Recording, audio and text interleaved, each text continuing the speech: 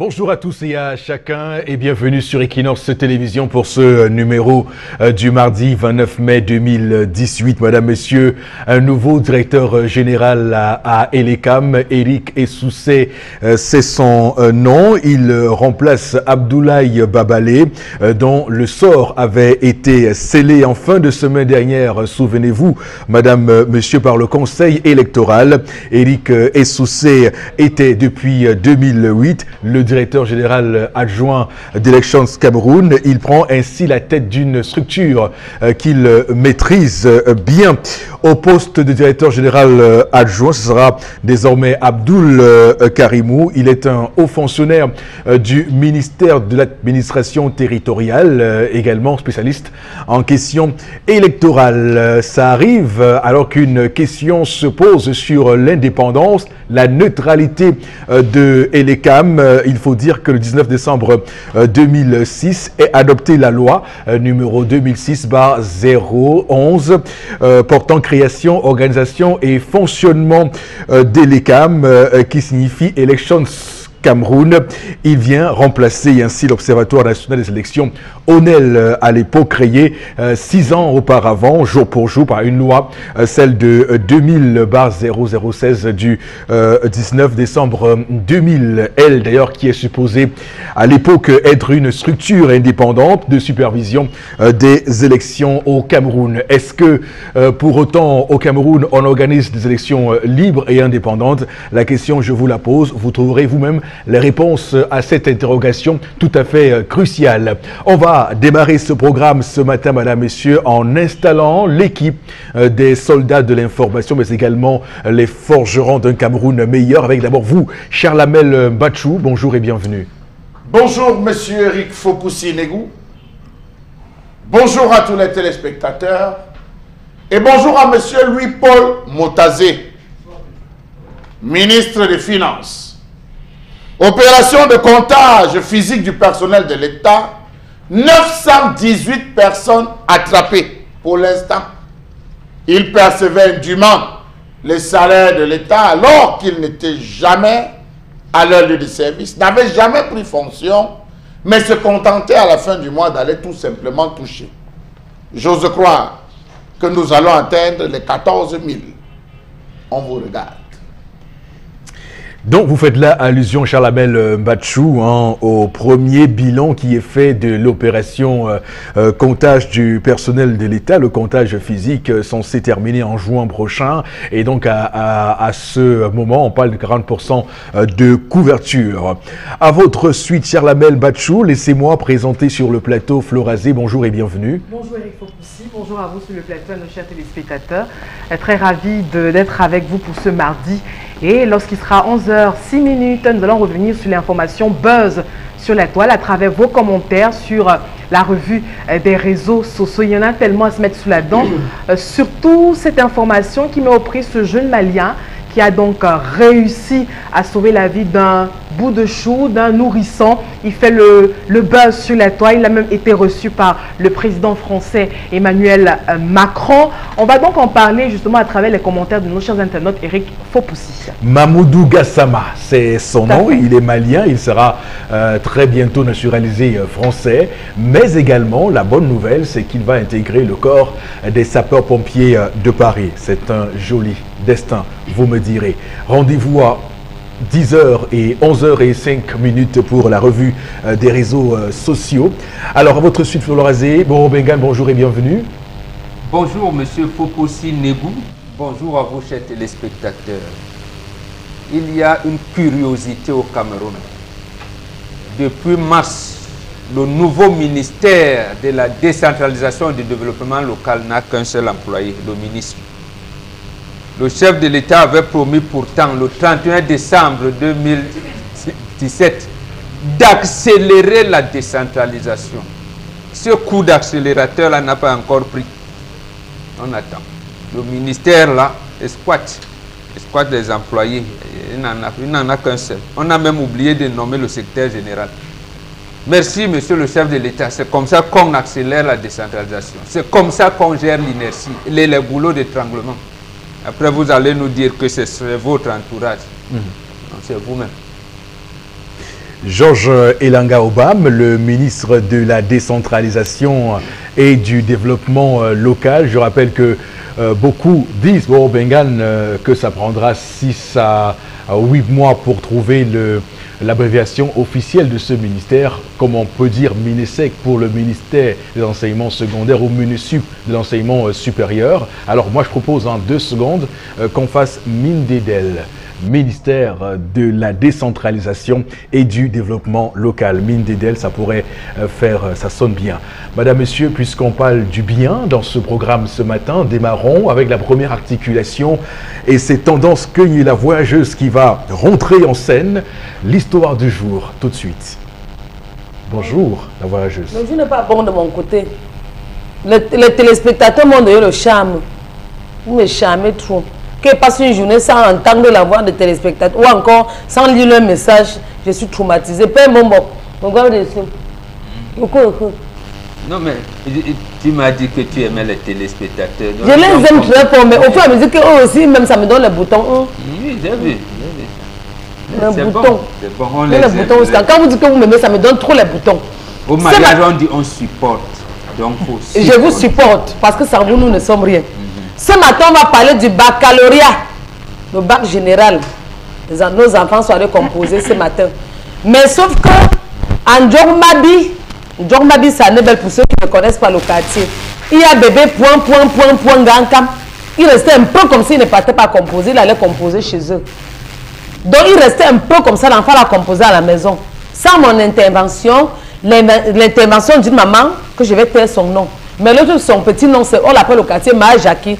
Je ne donne pas son nom de famille ni le nom de son mari. Parce qu'on vous connaît. Que s'est-il passé? Point d'interrogation. Je m'interroge comme je suis à la mer. Les parents qui traumatisent leurs enfants, pas un bon boc. Le matin, bébé Gankam se lever. D'après ce que son père m'a expliqué. Son père dit que bébé, j'espère que... Fais un peu, je te salue un peu. Bébé, non, ne prends pas. Bébé, il faut que le bac se passe bien. L'enfant ne tend pas la main à son père. Il résiste encore. Viens ici. Il faut que le bac se passe bien, bébé. L'enfant ne tend pas la main. Il dit que, il regarde l'enfant, il regarde l'enfant, il dit que mon enfant c'est devenu que comment. So il voit les remèdes noirs, les trucs noirs qu'on avait où l'enfant avait. Il regarde ici, on avait où les cheveux, où le derrière ici, où tout le corps de l'enfant. Il dit que, il dit que, et l'enfant va encore notre dans le plastique emballé, qui va lécher ça avant d'entrer en salle.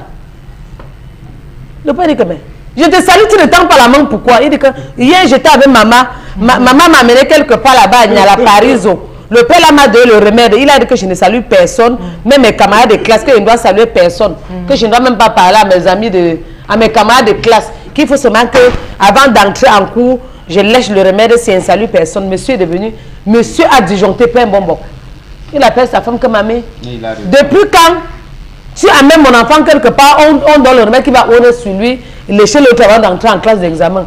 Elle dit que non, je suis moi partie chez quelqu'un à la Paris, ou même le bic. On a mis ça sur ses bics. Les bics qui va composer avec. Donc, on a pris les remèdes là, on a ouvert le bic, on a laissé ce qui va lécher, ce qu'il y avait partout sur son corps. La mère dit que papa, si tu ne veux pas me rembourser mon argent que je sois allé banquer chez le marabout, ne commence pas. Ils ont commencé à tirer. Elle dit que non, elle est partie chez le marabout, donner ses 36 020 francs. 36 020 francs. 36 020 francs. Qu'elle a donné chez un marabout à Nyalapou pour qu'on lave son enfant. L'homme a dit que va le laver. Tu le laves ou tu le laves? Elle dit que je ne le lave pas. Ça a tellement fait un bouhaha que mamie Jackie, ma gentille, dans les disputes, elle a seulement jonglé comme ça pour que l'enfant parte composer. Oui. Elle a mis l'enfant sur la moto. Que, prends la moto, tu cours composer. Il restait un peu. L'enfant ne composait pas. Il disait que l'enfant va se laver. Madame disait que l'enfant ne se lave pas. Voilà où un couple a failli détruire l'avenir d'un enfant qui veut lui composer. Rien que le bac, sa première année. Chers téléspectateurs, réagissez, pardon. Réagissez, ne tenez pas compte de moi. Réagissez. Je sais que je suis une belle femme, parce que vous connaissez. Quand vous allez envoyer le message, tendance, tu es très belle, tu es très jolie. Merci pour les compliments. Mais, pardon, aider cet enfant qui a failli louper, c'est la question que je devais poser, pas un moment. Je devais poser la question de quoi? Non, aider ce couple qui veut se disloquer. À cause du remède que l'Ongarécan a donné, qu'on met sur l'enfant. Eric, vas-y avec tes téléspectateurs. Apprends. Quand on accouche, on mange. Non, toi, quand tu accouches, tu manges. C'est pas un moment que quand il accouche, il ne mange pas. Prends ton bic. Voilà. En tout cas, merci beaucoup à Tendance Cagné pour cette histoire qui nous permet de poser sur la table ce matin une question importante. C'est vrai qu'on aurait pu poser cette question 2 semaines avant pour pouvoir d'ailleurs conscientiser les élèves qui s'apprêtent à aller composer et qui toquent à la porte de l'enseignement supérieur. Alors, ici, il est question de performance, il est question de compétences, il est question également de composer, de restituer ce qu'on a appris au cours de l'année et de pouvoir être évalué sur ses connaissances réelles en classe de terminale. Alors, est-ce que pour cela, on doit faire appel au fétichisme? C'est la question qu'on pourrait se poser ce matin, Florazé. Alors, c'est un enfant qui semble être dans une logique où sa maman l'accompagne dans sa quête de ce diplôme. Alors, sa maman, comment vous trouvez sa manière à elle de soutenir, d'être un support pour son enfant? Le pauvre, je plains l'enfant, le pauvre innocent et tout, qui n'a pas demandé à naître et tout, qui n'a pas demandé à vivre ce calvaire et à voir pour, je ne veux pas juger, excusez-moi, mais pour parents, ce type de personnes. Parce qu'à la fois, on a un mari peut-être qui n'est jamais là, irresponsable et autres, et on a une femme qui, voilà, qui essaye par tous les moyens de s'en sortir. Vous savez, je dis toujours que l'encadrement, hier on m'a très mal compris ici, je dis que l'encadrement dans un foyer, c'est l'homme qui tient les rênes de la maison. Donc déjà, que monsieur ne sache pas que sa femme entretienne ou alors de relations bizarres, parce que déjà, avec un marabout, des fétichés et autres, etc., ça aussi, il faut se poser des questions. Mais je m'inscris en faux contre ce type de manigance, parce que j'estime que c'est un peu trop lâche et tout, puisqu'on parle d'éducation. Alors, quelles sont les valeurs qu'on veut transmettre à un enfant? Ne dit-on pas que c'est le travail qui paye? Donc, il faut dire à l'enfant. Moi-même, j'ai souvent vu, c'est-à-dire à la veille des examens, on dit aux enfants d'aller à l'église, de venir avec soit des feuilles, des bics et tout, on va bénir, etc. Non. L'enfant qui n'a pas travaillé, qui n'a pas appris ses leçons, mais avec toute la magie du monde, ça ne passera pas. Mais je reviens dans le cadre familial pour dire que ça arrive ainsi quand on a un parent qui a abandonné, quand on a un partenaire qui a abandonné la responsabilité parentale, éducative sur l'autre. Ça fait que on n'est pas parfait. Maintenant, la dame, vous voyez, qui, moi je ne sais pas ce que c'est comme marabout, je ne suis jamais allée. Donc elle maintenant, qui a peut-être souvent eu certaines réponses avec ses féticheurs et autres, elle se dit qu'en faisant ça, ça va marcher. Sauf que je suis contre ce type. Alors vous allez voir que l'homme, par exemple, n'est jamais là, il ne sait pas ce qui se passe, etc. C'est sur ces antennes qu'on m'a souvent dit, un vrai bantou, c'est celui qui n'est pratiquement jamais à la maison. Donc vous voyez, on se retrouve avec ce type de comportement parce qu'il y a un parent qui est irresponsable. Et dans cette histoire, c'est l'homme qui est responsable. Il doit prendre ses responsabilités en main. D'accord, vous terminez par là. J'ai terminé. Alors, bon, Bengan, il est clair que dans certaines familles, on a le plus souvent des plaintes venant de personnes souhaitant faire un blocage. J'appelle blocage parce que généralement, on va débloquer la personne qui semble être sous le coup d'un mauvais sort. Il y a également ce qu'on appelle les malédictions, des contraintes liées aux ancêtres, aux rites culturels qu'on pourrait faire pour ne pas subir des conséquences. Est-ce qu'on peut dire que cet enfant est dans ce registre-là, dans cette histoire? Non, mais je n'ai pas fait de diagnostic sur lui pour oui. savoir s'il est sous ce coup ou pas. Mais c'est une hypothèse qu'on pourrait avancer ou pas? On pourrait, ou bien il faut tout de suite l'écarter? Non, moi je pense qu'il faut l'écarter. Oui. Je pense qu'il faut l'écarter. Parce que ici, en fait, les éléments qui occasionnent les divorces dans les familles bantoues, c'est la sorcellerie, les pratiques de sorcellerie de la dame et l'adultère, entre autres. Il y en a beaucoup, mais les principaux, c'est-à-dire votre femme fréquente les marabouts, les charlatans, sans que vous ne soyez au courant. ça disloque le coup. Et vous verrez que même vous qui voulez aller au ciel auprès de Jésus et de sa mère Marie, Quand les églises ont arrivé là, ils ont également brisé les couples par rapport à ça. Donc, ce phénomène-là est primordial. Qu'est-ce qu'on recherche, en fait? Vous avez dit le bonheur. Comment on vit en harmonie des couples? Et je profite pour préciser à Flora, non, une mission éducative telle que les missions que nous faisons, on ne dit pas les Bantous, l'homme n'est jamais là. Non, non, mais j'ai répété, non, enfin, je suis revenu sur des propos que j'ai souvent entendus. Vous répétez mal et ça risque justement, je vois ça honnête, les gens rapportent n'importe quoi et ils croient avoir compris. Les tâches sont déterminées. L'éducation de l'enfant, c'est la femme qui s'en occupe. L'instruction de l'enfant appartient à l'homme. C'est connu. Même lorsque la grande royale, la femme, pour vous dire qu'on respecte toujours la femme en Afrique, une nouvelle donne arrive, notre rencontre avec la civilisation occidentale. C'est la femme qui parle parce que l'heure est grave.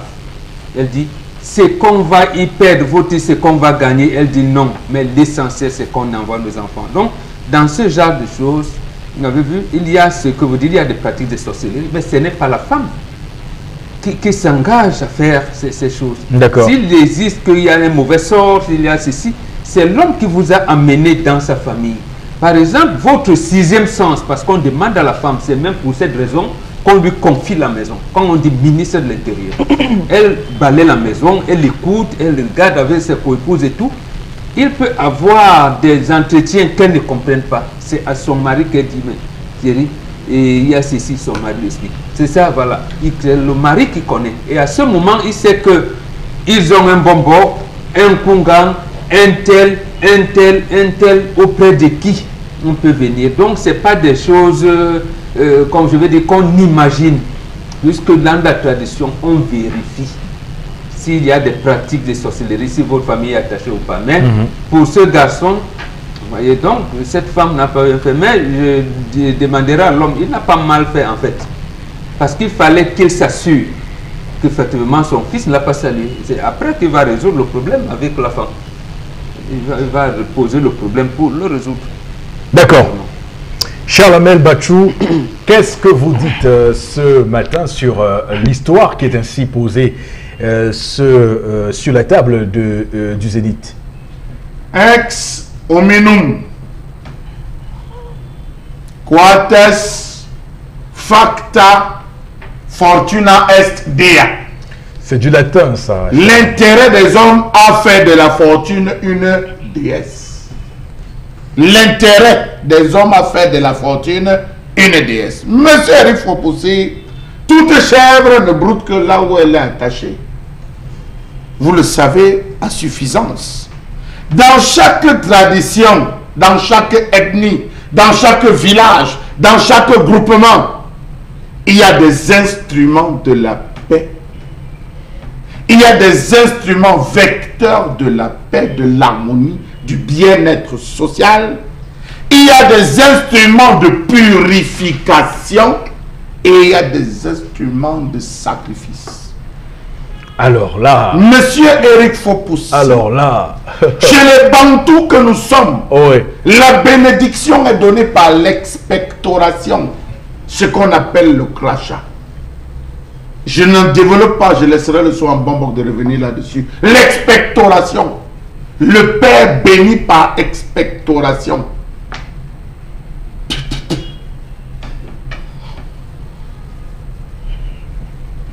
Je matérialise pour qu'on comprenne. Non, mais on a compris. Qu'on comprenne. Oh, mais non. Nous avons des instruments. Le Bamileke a l'arbre de la paix. Oui. Lorsqu'un enfant va affronter un combat, lorsque des guerriers allaient affronter le combat, on trempait l'arbre de la paix dans un bassin de 6h à 6h. À 18h, on sortait, on lavait en nettoyant. Il y a des gens dans cette république dont les parents ont fait du mal.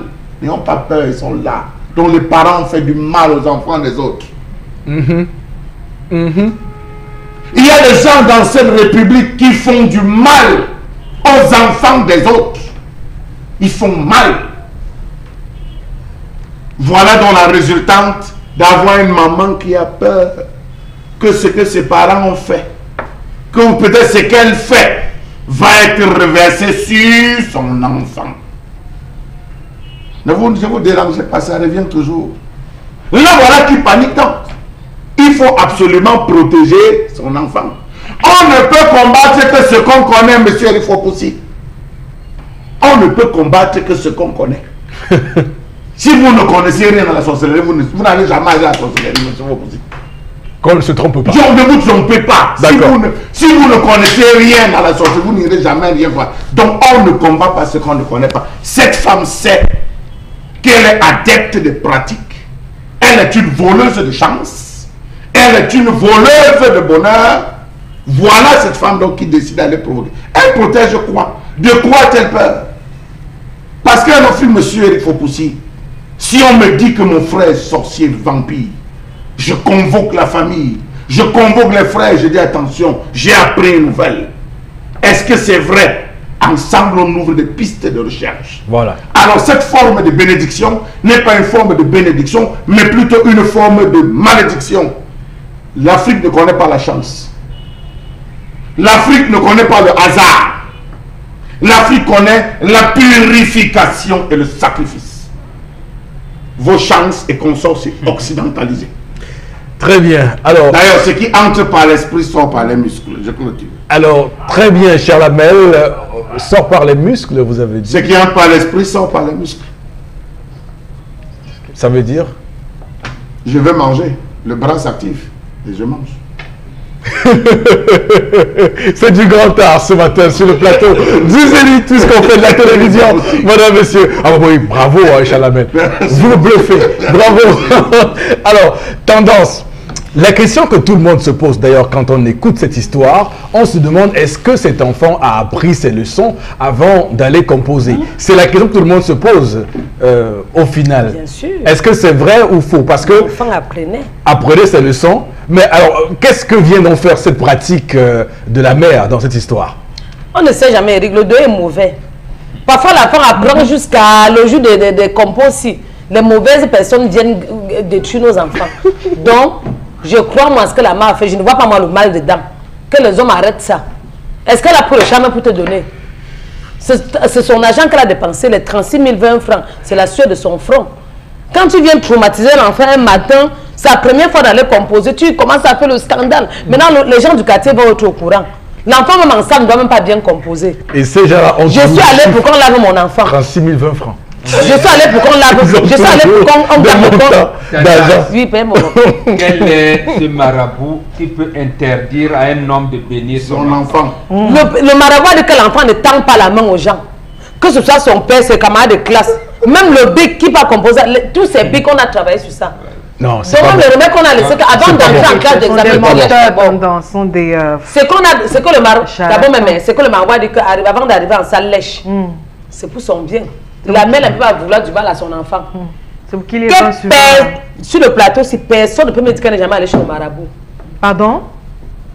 Personne ne peut me dire qu'elle n'est jamais allée chez le marabout. C'est pas parce que nous sommes à la télé. Sur ce plateau? C'est la vérité, le diable qui derrière. Non, mais attention. Ça dépend de ce que vous partez chercher. Non, attention. Nous sommes à la télé, dites la vérité, le diable qui derrière. Attention, tendance, faut pas, c'est pas une émission sur qui non, même pas est allé chez le marabout ou pas. Il y a des moments mais déjà, il faut savoir qu'on sache ce que c'est qu'un marabout. Hein. Un marabout, c'est celui-là, non, Eric, qui voit le mal qu'on peut te faire. Et ça dépend aussi de ce que tu peux faire chez le marabout. Tu peux aller chez le marabout pour prendre ta part, manger dans ta bouche. Ce qu'il faut dire, c'est que, par exemple, au Sénégal, le marabout est une autorité respectée au Sénégal. Donc, il faut que ça n'a pas la même signification. Ça n'a pas la même signification qu'ici au Cameroun. Je souhaiterais que vous enlevez l'expression marabout. Non. Mais t'enlevez marabout parce que l'appellation dite grand prêtre. Mais il y a une différence. Le terme est accepté. Non, ça c'est francisé. C'est l'Académie française qui a parlé de marabout. C'est pas accepté. C'est imposé. Dites charlatan ou dites grand prêtre. Grand prêtre initié africain. Si vous dites charlatan, c'est plus grave. Moi, je vois le jour. Monsieur Foposi, moi, je vois le jour et la nuit. Oui, bon. Je cause plus avec les ancêtres qu'avec les vivants.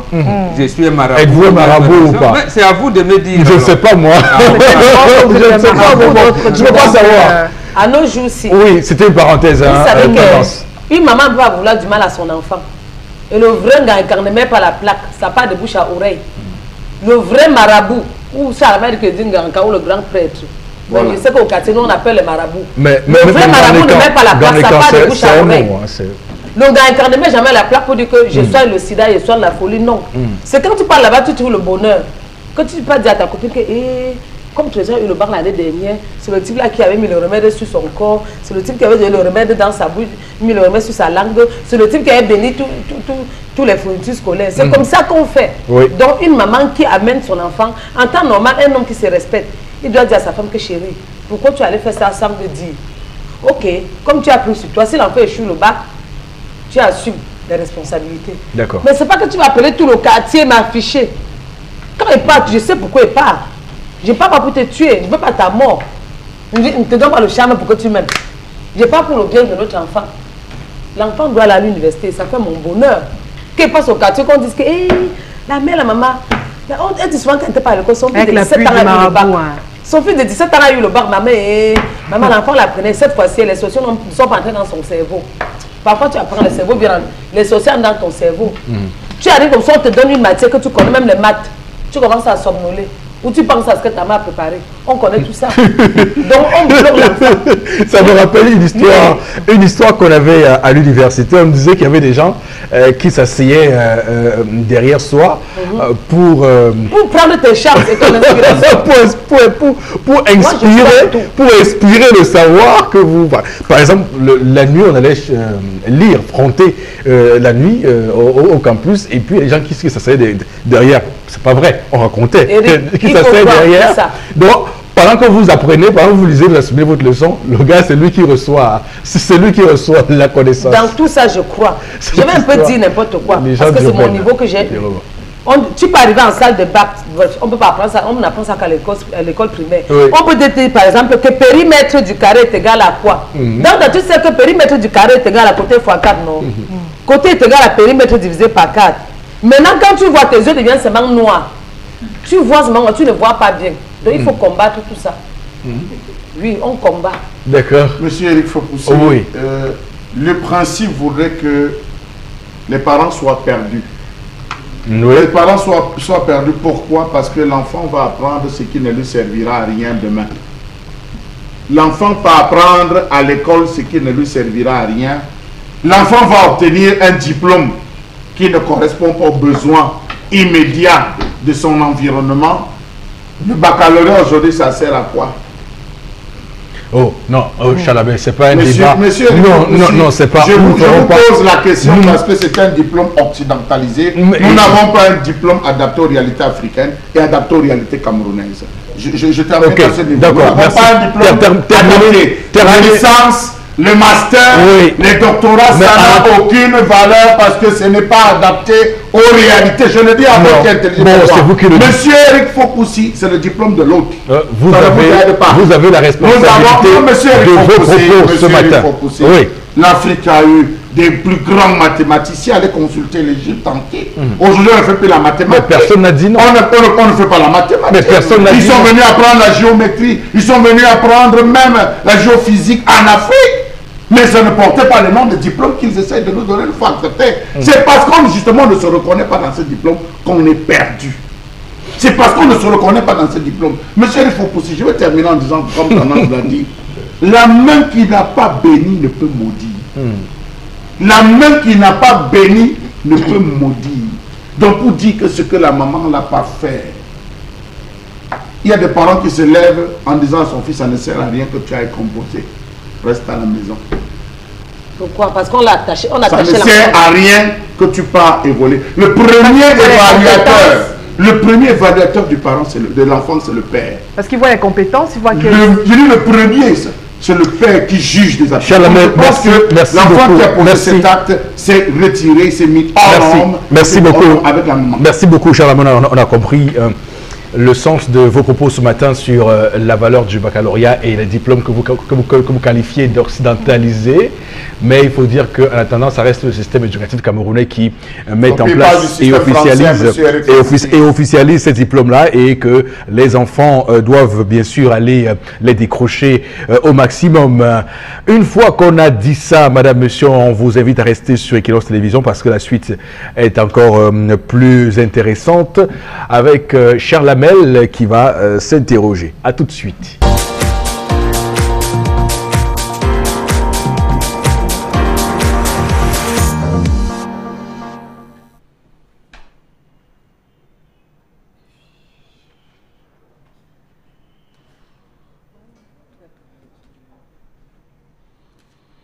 Je m'interroge ce jour sur la question de la cartographie au Cameroun. Je m'interroge sur la question de la cartographie camerounaise. Et je m'interroge sur la question de l'Institut national de la cartographie du Cameroun. Où est situé l'Institut national de la cartographie dans ce pays? À quoi sert le budget voté chaque année ou mis à la disposition de l'INC, Institut national de la cartographie? À quoi nous sert un tel organisme si le Cameroun ne cesse d'enregistrer des échecs au fil du temps et des années? Qu'est-ce qui explique le fait que le Cameroun n'ait pas encore à proprement parler une carte à jour et numérique? Ce qui survole là, c'est le drone. Rassurez-vous, en allant sur Google, vous ne verrez aucune carte numérique. Qu'est-ce qui explique le fait que les géographes, les cartographes n'aient à proprement parler mis à jour la cartographie du Cameroun? Voilà la vraie carte. Voilà comment on vous indique. Voilà la vraie carte du Cameroun. Parcourez-la. La numérique. Qu'est devenu le projet de cartographie des zones agroécologiques initié en 2012? Qu'est devenu ou à quoi? Quelle est la cartographie de nos forêts à ce jour? La cartographie du sol et du sous-sol camerounais à ce jour? Expliquez-moi. Dites-moi pourquoi est-ce qu'il n'y a pas une cartographie précise dans ce pays? Comment comprendre que les dernières cartes papier du Cameroun datent de 1972, soit il y a environ 46 ans? Comment comprendre le fait que les pays africains, Cameroun y compris, n'aient pas eu à se soucier, après le passage des colons, à raffermir leurs bornes naturelles par une cartographie en bonne et due forme? Comment comprendre que depuis une vingtaine d'années, les cartes sont faites par différentes ONG avec des méthodes différentes selon leur bon vouloir? Qui fait même quoi en termes de cartes au Cameroun? Comment comprendre que rendu au XXIe siècle, la carte numérique du Cameroun ne soit pas encore disponible sur une base de données cartographiques qu'on peut consulter à souhait sur Internet? D'ailleurs, elle est à 10% dans sa création à l'heure où je vous parle. Comment comprendre le fait que les régions, les départements et arrondissements camerounais ne sont pas repérables de manière viable sur une carte? Comment comprendre que la carte administrative du Cameroun planifiée a été encore établie en collaboration avec Edicef, avec des points ici, Douala, des points ici, à Bombang, des points ici, Yokadouma? Voilà la carte. Comment comprendre qu'il existe à proprement parler pas de cartographie dans le secteur des réseaux à fibre optique ainsi que les plans d'investissement irrélatifs? Pas de cartographie dans le secteur de l'aide humanitaire au Cameroun, d'une cartographie complète du système sanitaire au Cameroun, dans le secteur de l'éducation, alors n'en parlons pas. On nous parle d'une carte scolaire. Sur la carte, c'est le Cameroun 1972 et c'est des points. École publique de Babadiou, école publique de Djenekwan, point, point, point. Rien en termes de représentation. Comment comprendre qu'il n'existe pas de cartographie dans le secteur du sport, infrastructure sportive, dans la formation professionnelle au Cameroun, dans le secteur culinaire, touristique et j'en passe? Comment comprendre le fait que les cartes administratives et routières du Cameroun ne soient pas actualisées pour une meilleure planification et un meilleur suivi des prochaines élections présidentielles, législatives et municipales au Cameroun? Comment comprendre le fait que la cartographie touristique ne soit véritablement pas développée afin de valoriser les potentialités touristiques du Cameroun? Prenez la carte et posez-nous les questions. Comment comprendre le fait que les plans de ville ne soient pas confectionnés pour les municipalités, les touristes, et mieux, qu'il n'est pas aisé pour un touriste d'avoir des cartes thématiques? Voilà un pays, pas de cartes thématiques, tant pis pour les touristes qui arriveront. Comment comprendre l'ensemble de tous ces conflits existants entre les riverains et investisseurs, la méconnaissance des frontières entre entités territoriales? Comment comprendre que les investisseurs camerounais et étrangers aient d'énormes soucis à mieux protéger et préserver leurs droits fonciers des communautés dans le cadre du développement de leurs projets? Comment comprendre que les réalisations de l'Institut national de la cartographie, des mêmes mal connues du public et même d'une partie de sa clientèle, constituent en majorité des administrations publiques? Savez-vous que l'Institut national de la cartographie fait face à un déficit criard en matière de personnel? D'où l'importance de former les Camerounais à des productions cartographiques. Savez-vous que le Cameroun est à trop en deçà du nombre requis des topographes, cartographes, géodésiens et photogrammètres? Savez-vous qu'à ce jour, il est difficile de déterminer avec exactitude la frontière entre deux unités administratives, la frontière entre deux communes, la frontière entre deux villages ou seulement deux quartiers? Parce qu'il n'y a pas de carte, M. Fopoussi. Je m'interroge. Je vous interroge. Merci de nous interroger ce matin, cher Lamel Mbachou, qui signait cette chronique ce matin liée à un sujet qui est très souvent ignoré par les médias et qui nous permet ce matin de mettre donc la main sur une situation que le Cameroun vit au quotidien sans se rendre compte d'ailleurs de son importance capitale. Donc on va en parler ce matin, mais surtout dire merci à Charles Lamel pour ce sujet sur la cartographie, parce que de nombreux litiges fonciers sont le plus souvent le fait d'une absence de méthodologie unifiée de cartographie. On parle également du secteur touristique au Cameroun. Lorsque vous arrivez dans certains pays dans le monde, vous avez donc ces indications qui vous sont données à chaque point de rue et même des cartes qui vous sont dessinées à chaque rue pour vous donner quelle est la carte précise de la rue. Au Cameroun, c'est un fonctionnement par embuscade, un fonctionnement de navigation à vue, puisque, comme on vous l'a dit, il y a un réel manque, il y a un vrai problème de politique lisible sur cette question-là. D'ailleurs, on pense ce matin au directeur général de l'Institut national de la cartographie, M.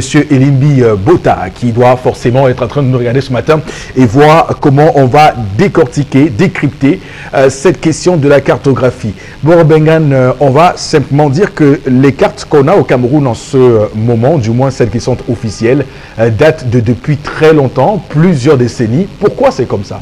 Depuis 46 ans, il faut dire les choses comme elles sont. Donc depuis le jour où on a décidé que le Cameroun est réunifié, il n'y a plus jamais eu de carte. Voilà. Depuis 1972. Oui, depuis 1972. Voilà. Donc, après les accords de Green Tree, où on nous a rétrocédé Bakassi, on ne sait même plus, on ne peut pas savoir. Si on a réactualisé cette carte-là, voilà. Oui. Donc, on continue à vous donner une superficie du Cameroun qu'eux-mêmes ne connaissent pas. Donc, aujourd'hui, c'est compliqué à savoir. Compliqué, et c'est pour cette raison que vous avez parlé de navigation à vue. Vous ne connaissez pas votre superficie, vous ne connaissez pas combien d'habitants vous avez sur votre sol, vous ne pouvez donc pas faire ce qu'on appelle l'occupation du sol. Combien de nationaux, combien d'étrangers, les naturalisés par loin, et titre, vous ne savez rien du tout. 10 régions, quelle est la superficie par région, par département, par arrondissement? Il semble qu'au Cameroun, nous en avons 360 arrondissements. Oui. Quelle est la superficie pour chaque? On n'en a pas. Il y a autre chose. Tous les départements du Cameroun ont le nom de cours d'eau. Il faut y avoir également une carte qui inonde le cours d'eau Cameroun, cartographie qui relève de cours d'eau. Il y a des montagnes, donc chaque région devrait avoir, et il me semble qu'on a des bons géographes au Cameroun.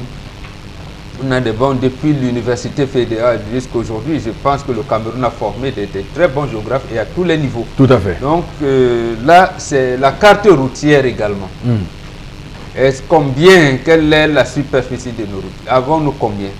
Donc, comme la voie ferrée n'existe même plus, donc disons qu'on a abandonné ça, il n'y aura même plus jamais de carte de la voie ferrée. On vous parlait de Transcamerounais, nous quand j'étais jeune, mais aujourd'hui apparemment on n'en parle plus. Donc, en fait, c'est une politique, vous avez dit par embuscade, et je confirme, parce que c'est de ça qu'il s'agit, pour la simple raison que le chef de l'État est conscient. Le chef de l'État pense à tout cela. Donc, vous interpellez la Direction nationale de la cartographie, ils savent que le chef de l'État, selon la volonté du chef de l'État, il y aura un jour une carte normale du Cameroun. Donc, attendons donc le chef de l'État. Ça veut dire que tout ce qui a été fait jusqu'ici, et c'est ce que vous semblez nous le dire sur ce plateau ce matin, a été fait sous de très mauvaises bases. Parce que comment est-ce qu'on définit tout ce qui est fait? Comment est-ce que les gens gagnent les litiges fonciers au Cameroun? Comment sont attribués les marchés? Sur quelle superficie? Comment on définit tout ça? Vous dites qu'au Cameroun, depuis 1972, tout ça est fait sur des mauvaises bases. Et 2011, l'actuel ministre des Domaines, Affaires frontières, Mme Kouma Bessike, a dit que Douala seul détient 12 000 faux titres fonciers. Or, au départ, on sait que le titre foncier est inattaquable. Donc, le sous-préfet, qui depuis lors est le président de la commission consultative de délivrance des titres fonciers, n'intègre pas de... Pourquoi il y a du faux?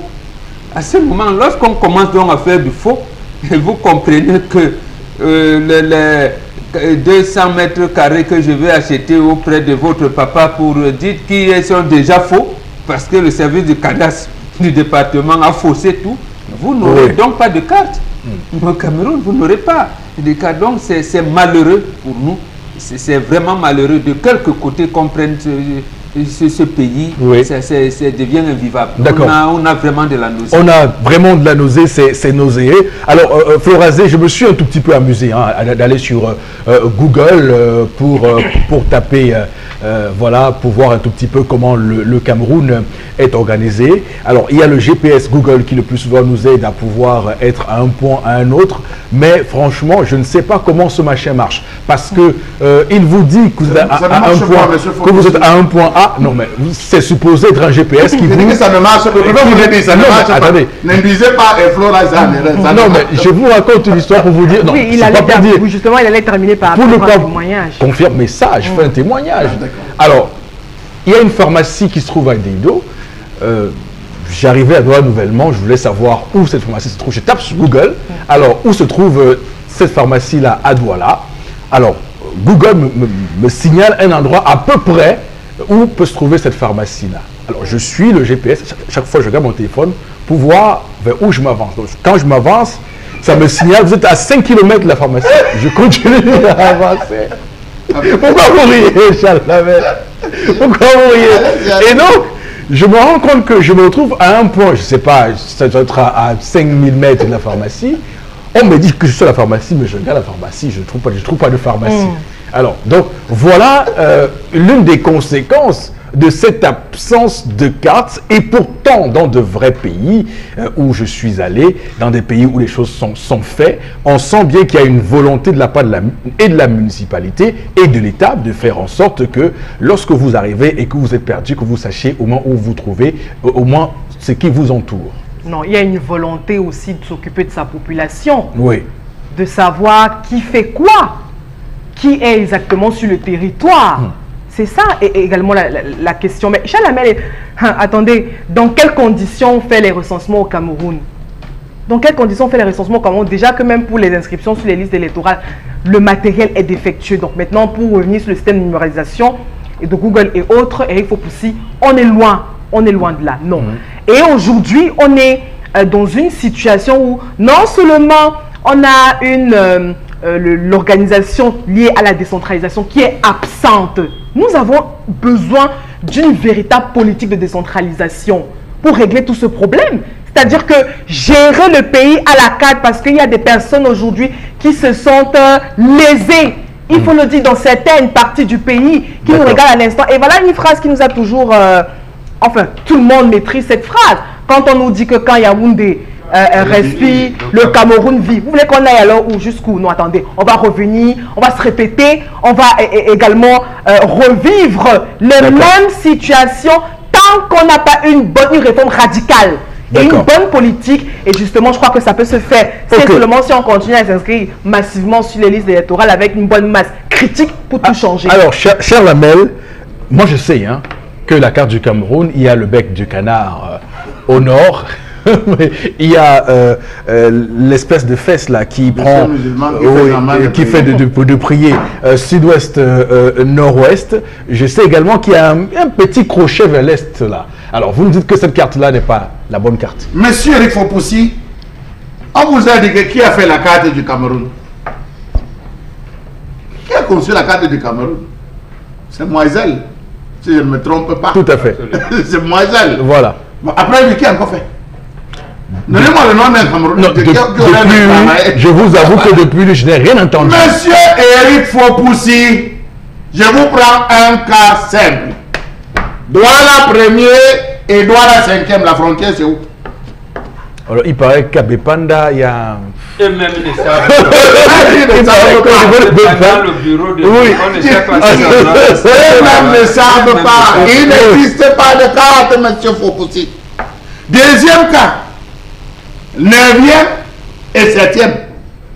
Parfois, le 9e vient intervenir dans le 7e. C'est le commissaire qui dit que monsieur, vous êtes sur mon territoire. Monsieur, vous êtes sur mon territoire. 9e et 7e, ils ne connaissent pas. Je vous prends un cas simple. 9e à Rédo, 7e à Bepanda. Ils ne connaissent pas comment intervenir. C'est grave, monsieur Eric Fopoussi. Je vous prends ça simplement, c'est grave. Que nous avons deux entités, deux arrondissements, ils ne connaissent pas, ils ne maîtrisent pas. On dit ça commence à telle rivière. Posez la question même au chef. Mon village commence à partir de tel quartier, tel village. Ça évolue. L'actuel sous-préfet de Douala premier vient de Douala 5e. Ils iraient un litige foncier à l'époque là-bas, de la communauté Bédi au niveau de Bepanda, au municipal, effectivement. Il disait que non l'a compris. Il s'est trouvé que ce dossier doit être géré par Douala premier. Il retrouve le même dossier. Donc, en fait... Monsieur Eric Fopoussi, la direction de la protection civile devait avoir en sa possession la cartographie du Cameroun. Cette cartographie allait empêcher les risques liés aux inondations, aux risques volcaniques, aux risques de catastrophes liées au gaz, aux risques sismiques, monsieur Eric Fopoussi. La cartographie du Cameroun nous permettrait de savoir que cette zone, il peut y avoir des mouvements de masse, ce qu'on appelle des glissements de terrain, les épidémies. La carte sanitaire nous dirait cette zone, à chaque période de l'année, nous avons l'invasion de criquets, on devait la maîtriser. Nous ne l'avons pas parce qu'elle n'a pas été conçue. Quelle est la monographie du département du Gouri? Non, sur quelle base le délégué de gouvernement actuel a lancé la politique d'occupation de sol? Alors, ce qu'il faut également dire, c'est que le candidat à la prochaine élection présidentielle, Bernard Djonga, propose une carte agricole. Il propose diviser le Cameroun en 5, avec une partie sahélienne, celle du nord, une partie forestière, celle liée à la région de l'Est, du Sud et du Centre, une région côtière avec évidemment le littoral et le Sud-Ouest, et puis celle des hautes montagnes avec l'Ouest Cameroun voilà. Mais on se rend quand même compte que avec cette proposition-là, il y aurait au Cameroun une bonne politique agricole. Et là encore, on voit en quoi une bonne cartographie peut aider un pays sur tous les plans. Là encore, il n'y a pas cette volonté. Il intègre aussi une carte de la pluviométrie qui va permettre d'avoir un calendrier agricole. Oui. Donc, on voit bien que sur ce terrain-là, le Cameroun est aux abonnés absents et on va se plaindre du pourquoi nos politiques publiques qui sont menées ne marchent pas. Alors, je prends l'autre exemple sur le plan. C'est que vous n'êtes pas souvent ceux qui sont à même à prendre l'exemple des églises au Cameroun. L'église catholique romaine qui est au Cameroun, par exemple, j'ai toujours voulu savoir comment est-ce qu'ils délimitent les paroisses, par exemple? Sur quelle base est-ce qu'ils font les limites des paroisses? On va dire qu'un fidèle qui est, par exemple, au quartier Makepe, lycée, naturellement, on sait que sa paroisse est Saint-Monique. Alors, s'il est beaucoup plus loin, où est-ce qu'il fait la messe? Donc, toutes ces questions sont importantes, d'avoir cette cartographie, d'avoir une lisibilité réelle et nette pour mener et surtout améliorer la vie, le quotidien de la population. Tendance. On parle ce matin de la cartographie, on parle ce matin de la possibilité de faire les cartes. Toi, par exemple, quand tu construis ta maison, tu as fait le plan, tu as dit je mets une chambre ici, 2 chambres ici, 4 chambres ici, tu as fait tout ça. Bon, au Cameroun, on a l'impression que ça là n'a pas été fait et ça crée des problèmes. Non, j'ai payé quelqu'un pour qu'il dessine ça. Est-ce qu'il connaît dessiner, Eric? Je ne crois pas dessiner, j'ai payé quelqu'un pour qu'il dessine. Maintenant, je vais dire SOS à Mozart. C'est toi qui avais d'abord fait la carte. Moselle. Moses. Moselle, tu es où papa revient? Il est où? Est-ce que sa carte même était, c'est une carte? Il est mort. Ah, que ton âme repose. Est-ce que cette carte était vérifiée même dans il n'a pas laissé un successeur. Ouais, papa, que ton âme repose en paix. S'il vivait encore, il pouvait lui dire qu'il revient encore faire la carte du Cameroun. À l'époque, moi, quand je voulais partir dans un village ou dans un endroit où je ne connais pas, je prenais mon téléphone comme ça, je passe sur Google, je tape. J'allume le GPS parce que je connais la manipuler le téléphone Android. Dès que je prends, on s'est dit que pour aller ici, c'est où je me garais. J'ai même cru que à un moment donné, c'est mon téléphone qui n'était pas le bon téléphone. Donc quand je même pas encore, ça ne marche pas. Ça me réveille encore les esprits. Ça ne marche pas. J'ai dit que me voici en Kondongo. Maintenant, voilà, je vais prendre quel virage. Après, le GPS me montre. Après, je me gare. Charles, merci pour les infos. Mais tendance, les cartes qui sont présentées sont des fausses cartes. Excusez-moi de le dire, c'est des fausses cartes. C'est des cartes où, si vous voulez, c'est des simulations, monsieur Eric Fopoussi. On essaie de faire des simulations. Je vous assure, monsieur Eric Fopoussi, qu'avec une carte, des documents cartographiques du Cameroun, le développement économique, on aurait un boom en termes de développement économique. Oui. On aurait un boom en termes de développement social, culturel. Présentez-moi la carte culturelle du Cameroun. Demandez à moi les combis, au ministre moi les combis, de présenter la carte culturelle du Cameroun. On va vous parler des grandes aides. Quand vous avez les grandes aides de la forêt, les grandes aides, non. On va vous dire que non, on connaît les listes des festivals. Le festival Mouna Massa, c'est tel jour. Le festival tel, c'est tel jour. Le Moine, c'est tel jour. C'est la liste. Mais quelle est la carte?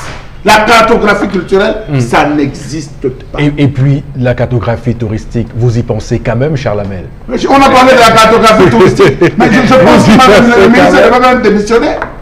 Il ne connaît pas qu'il se retrouve, il y a un endroit, je ne sais pas comment on l'appelle, donc il m'a toujours magnifié à Foutouni. C'est un endroit où les abeilles font du miel dans la roche.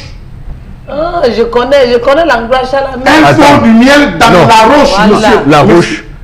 Attention. Ah non, mais là, si la roche. Dans une roche, monsieur. Dans leur roche est une roche. Non, leur roche, si vous voulez, est une roche, mais on ne peut pas accéder, il faut la diviser complètement. C'est un petit trou par lequel les gens, c'est lorsqu'il y a excès que ça coule et les populations récupèrent de ce miel. Il y a des potentialités touristiques dans ce village. Je vais t'indiquer. Pour arriver à l'Asie, tu ne peux pas avoir pas tout le monde. Après, maintenant, tu viens, même Benjo. Quand tu arrives à Benjo, tu descends, tu traverses pour Ongwang. Tu redescends encore, tu piques par là, c'est encore, là c'est Trumbo.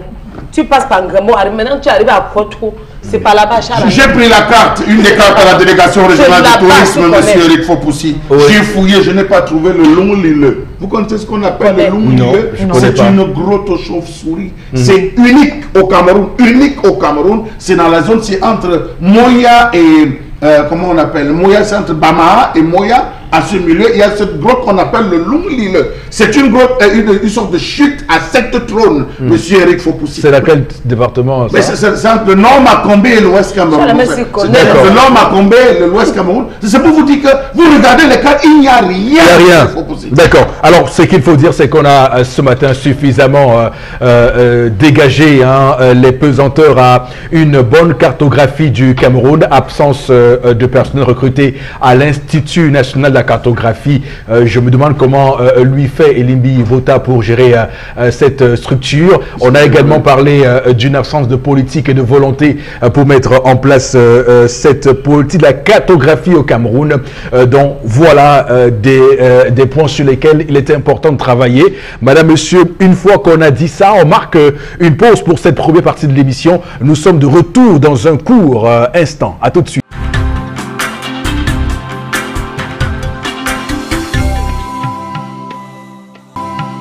Voici de retour, Madame, Monsieur, au cœur du Zénith sur Equinox Télévision. Cette deuxième partie démarre comme chaque matin sur un même train. D'abord, vos différents messages laissés au numéro qui est affiché le plus souvent au bas de l'écran. Et ensuite, on va embrayer sur la revue des réseaux sociaux. Florazé, on vous laisse la possibilité de nous rendre ces différents messages. Alors, nous avons quelques réactions ce matin. Voilà. Il y en a qui estiment que par rapport à l'histoire du jour, que la femme s'est très mal comportée et qu'elle ne maîtrise pas les liens du mariage. Donc, on aura l'occasion de revenir au message dans un court instant avec vous. On va enrayer directement sur la revue des réseaux sociaux. On va embrayer. Trois informations pour cette journée. C'est ce qu'on revient avec les SMS. La toute première information qui continue de faire le buzz, c'est ce décret signé par le chef de l'État, Paul Biya, donc qui nomme un nouveau directeur général des élections. On le rappelle, le docteur Eric Essoussé a donc été désigné pour remplacer Abdoulaye Babalé et puis accusé par le Conseil électoral de fraude, de faute lourde. Et puis le chef de l'État donc nomme messieurs Eric Essoussé et Abdou Karimou au poste de directeur général et directeur général adjoint. Et puis on rappelle que par ces actes, le président a aussi entériné le constat fait par le Conseil électoral. On se souvient vendredi dernier qui a reconnu qu'Abdoulaye Babalé serait donc comptable de faute lourde et lui étant donc notamment reproché une gestion opaque et calamiteuse aussi des ressources humaines et financières de l'ECAM. On rappelle ce qui a donc entraîné aussi la démotivation et quelques dénonciations du personnel de l'ECAM et des répercussions, comme on dit sur la toile, sur l'organisation même des élections au Cameroun. Voilà, nous étions les premiers sur ce plateau tout récemment d'ailleurs à vomir l'action et le management de Abdoulaye Babalé, et nous évoquions d'ailleurs à l'époque ici des propos venant de lui faisant état de la délocalisation des élections dans le nord-ouest et le sud-est du Cameroun. C'était d'ailleurs pour fustiger cette déclaration et moins de 48 heures après cette émission-là, légendaire sur le Zénith, le Conseil électoral se réunissait pour affabuler 24 heures, monsieur. 24 heures, voilà. Comme toujours, parce que cette émission a la prémonition de la débâcle au Cameroun. Souvenez-vous, le remaniement ministériel du 2 mars dernier. Donc c'est pour dire que moins de 24 heures après, le Conseil électoral se réunissait et déposait donc l'ancien DG de l'ECAM pour faute lourde. 3 jours après, Paul Biya, hier donc, a nommé un nouveau directeur général des élections au Cameroun. Lui, c'est plutôt un visage bien connu puisqu'il était jusqu'ici directeur général adjoint de l'ECAM. Bon, Bengan, quelle est votre lecture de ces changements, de ces mouvements, mais surtout de la gestion management, gestion financière de cet organe chargé de superviser, d'organiser et de superviser les élections au Cameroun, surtout en toile de fond, la plainte des personnels et employés de l'ECAM qui se plaignaient des conditions de vie et du travail très compliquées là-bas. Je pense qu'il y a 2 ou 3 petites choses à retenir. La première, bon, pour rester à l'actualité, pour rester collé à l'actualité, M. Abdoulaye Babalé a privilégié le matériel que le personnel qui travaille près de lui, le personnel qui n'a pas de statut, qui n'a pas de plan de carrière clairement défini, qui ne sait pas comment il pourra se comporter demain. Pourra-t-il aller à la retraite et bénéficier des pensions ou pas? M. Abdoulaye Babale a sacrifié cela pour se lancer dans le processus de matériel. Là aussi, un problème, c'est qu'il dit lui-même qu'il a négocié serré pour intégrer les ingénieurs de l'ECAM dans le processus. On a donc compris que c'est quelqu'un d'autre qui gérait le processus. Donc, pour ce cas-là, vous pouvez comprendre que le personnel doit être...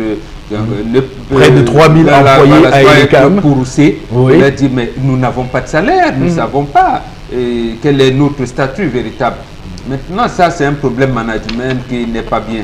Mais l'autre chose, la deuxième, qui intègre, oui, la gestion financière. Depuis Eno Kwayet, qu'on avait dit vieux, mais on a collé quand même, on lui avait collé une dame, Achou Daina Ashwamefo, qui était jeune. Ils avaient le même problème d'argent avec Elundu Mani.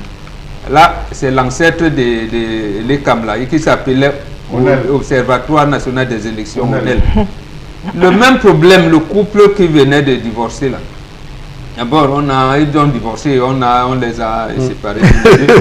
Voilà. Oui. Donc, Tamouanou et Fonka Mazou et Tamouanou, et aussi, c'est le problème des bagarres d'argent. L'année dernière, c'est les bagarres d'argent. Donc, en fait, il doit avoir un problème là qui n'est pas très clair. Oui. Mais pour moi, c'est clair. Beaucoup disent que c'est la loi qui porte création, organisation et fonctionnement de l'ECAM qui pose problème dans... Parce que chacun interprète à sa manière. À sa manière, cette loi justement, de 2006. Pour ça, donc, ce problème se pose pourquoi? C'est ça le deuxième que j'analysais. Oui. Ce système néocolonial crée, entretient la corruption. C'est fait exprès. C'est comme ça, tout le système, ça entretient la corruption. Le troisième dernier, je pense que chaque organe, je parle du conseil et la direction générale, chacun doit recevoir les instructions en catimini. De la part de qui? De la très haute hiérarchie. Chacun reçoit donc, on peut dire au conseil l'ECAM, voilà comment vous devez. Et le président, le directeur général des élections, lui, souvenez-vous qu'il ne prête pas serment. Or, c'est lui qui manipule les procès-verbaux, c'est lui qui a... Quelle instruction reçoit-il? Toujours est-il que chacun veut plaire au prince. Au créateur. Chacun pense donc qu'il peut donner un rapport pour noyer l'autre. Au créateur. C'est comme ça que le système est entretenu. Et il se trouve maintenant que l'ancien gouverneur... Abraham, bon, lui, il doit avoir les faveurs de la haute hiérarchie. Maintenant, il peut donc dire là-bas que non, mais le directeur, là, il engage les fonds là où il ne devrait penser même pas définir les lignes et tout ça. Circonstance aggravante, vous l'avez dit, il dit, on va délocaliser les élections dans les régions du nord-ouest et du sud-ouest. C'est-à-dire quoi? Beaucoup de choses, on n'a pas dit plus. Ça veut dire que les 160 000 Camerounais qui sont au Nigeria, par exemple, on pourrait les amener voter à Douala ou à Yaoundé, ou alors à Abuja, ou bon, je ne sais pas, ou même à Beya ou à Bamenda, je n'en sais rien. Comment on va faire ces bureaux de vote? Je n'en sais rien. Question... Donc, en fait, ils jetaient le trouble pour cela passe. Mais au fond, c'est qu'il faut troubler le fichier électoral pour qu'on ne sache pas réellement combien d'inscrits. Parce qu'ils bénéficient aussi d'une faute qui ne peut pas leur être incombée, c'est-à-dire que la maîtrise de l'état civil. Comme on ne fait pas d'acte de décès au Cameroun, on va reconduire tous les noms. Et ça va amener, parce qu'ils ont peur de ce que Flora disait tout à l'heure, la masse critique. Pour atteindre 10 millions d'inscrits, ils vont dire, mais nous avons l'habitude de manipuler 6 millions.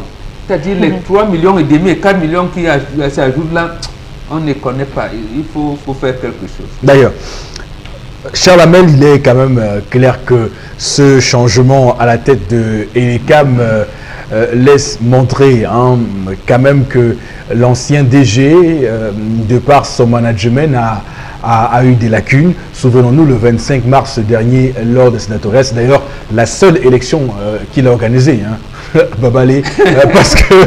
Il n'arrive pas à organiser une élection avec moins de 10 000 Parce qu'il arrive là le 21 juillet, si je me rappelle bien, 2015. Donc, ça fait 3 ans qu'il est là. Donc, il a fait qu'une seule élection.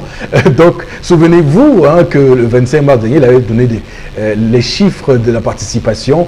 Et il s'était trompé à cette époque-là. Le lendemain, il s'est redit sur un collège électoral de moins de 10 000 personnes. Alors, lorsqu'on voit le nombre de millions de personnes qui vont voter pour la présidentielle ou pour les législatives et les municipales, on se dit, est-ce que ce monsieur-là était capable de pouvoir gérer ces élections-là? D'ailleurs, celui qui arrive est aujourd'hui qualifié d'habitué, de spécialiste des questions électorales, puisqu'il a flirté avec l'administration territoriale depuis au moins 1983, ce qui fait quand même que c'est quelqu'un qui peut avoir des compétences et la qualité pour ça. Monsieur Eric Fopossi, mon débat, mes propos ou ma position ne changera pas. Que des cumulards. Que des cumulards. Baba, il a fait combien de temps? Il a fait combien de temps? Non, son excellent monsieur le ministre, est-ce qu'on l'appelait directeur général? Oui, il est passé enseignement supérieur, ministre de la fonction publique. Mais attendez, il est passé beaucoup de ministères. Pas beaucoup de ministères. On l'appelait son excellence, monsieur le ministre, on l'appelait directeur. Et n'oublions pas qu'avant d'être directeur général, il était membre du conseil électoral. Je vous dis qu'on n'appelait pas monsieur le directeur général de l'État. On l'appelait son excellence, monsieur le ministre. Ça s'était imposé. Vous l'appelez DG, que c'est vous qui l'avez nommé dans 83-85 minutes. Monsieur Eric Fopossi Negou, je tiens à dire au chef de l'État que tous les gens qui nomment sont des présidents de la République à l'endroit où il les a nommés. Et si même le chef de l'État s'amuse, ils vont le suivre passer. La preuve, regardez toutes les décisions qui sont prises. Regardez comment toutes les entreprises sont gérées. Ce n'est pas géré comme les individus qui rendent compte à quelqu'un. C'est géré comme les individus qui se rendent compte à eux-mêmes, qui sont imbus de leur personnalité. Pour moi, ça ne me fait ni chaud ni froid qu'on l'a enlevé. D'accord. Je garde mon même temps. Je ne suis que content. Ils sont encore beaucoup qui restent là. Même M. Sousset, lui-même est fatigué. Oui, c'est vrai. Félicitations à lui, on l'a nommé, mais lui-même, il devrait se reposer. Il y a des jeunes qu'on devrait laisser passer. Il y a plein de jeunes qui ont fait des formations, qui maîtrisent et qui manipulent mieux le biométrique que eux. Quelqu'un de 1983 va comprendre quoi au biométrique. Non, service bien rendu. C'est ce monsieur, moi je venais là avec la Mourasse en 91. C'est lui qui était le responsable de la censure des journaux. Non, vous croyez que ça va changer? Non, c'est pour ça que je dis que c'est rendu. Comme c'est lui qui a bâillonné la presse. Ah, voilà. Donc, quand tu bâillonnes la presse, tu es pour... Alors, il y a une question que tout le monde se pose désormais, c'est bien sûr l'aspect financier, puisqu'il aurait été cuisiné ces dernières heures par les services de renseignement généraux du Cameroun par rapport à l'argent. Ça me rappelle... on l'envoie à Kondengue au 7, ça va nous donner quoi? Oui, bon, parce que vous-même ici, que mieux vaut qu'il rentre l'argent s'il a évolué. Parce que, non, donc, parce que je me dis quand même que ce monsieur-là savait ce qui devait lui arriver, parce que, souvenez-vous, les séminaires qu'il organisait... oui, c'était un ancien collaborateur chef de l'État, il se connaissent. Est-ce que ces séminaires-là ne cachent pas une façon d'expliquer que voilà, l'argent qu'on m'a donné, voilà c'est ça. Mais ce pays, c'est un pays magnifique. Monsieur Eric Fopossi. Oui. Et enlevons cette histoire où on a mis dans la tête du chef de l'État que tous ceux qui doivent partir doivent forcément passer par la case de prison. Vraiment, enlevez ça. Rembourser l'argent. C'est lui-même qui a institué ça. Est-ce que c'est les gens qui lui ont dit ça? Tout à fait. Chalamel, attention. Parce que actuellement... Parce que maintenant, on a décidé qu'il va en prison. Mais il a fait la prison, les 5 milliards, il va... Mais c'est lui le président qui a dit qu'ils vont rendre gorge. Ah, et il ne rembourse pas. Alors, il faut dire que là-bas, à Eleka, mais ils se plaignent de l'absence de protection sociale due au non-reversement des cotisations CNPS depuis 3 ans déjà. Donc, depuis que ce DG est arrivé le 21 juin 2015. Donc, coïncidence, je trouve ça quand même assez gros, le fil. On parle également de la détérioration, Charles Hamel, sans cesse croissante des conditions de vie et de travail, mais aussi le gel des avancements depuis 4 ans.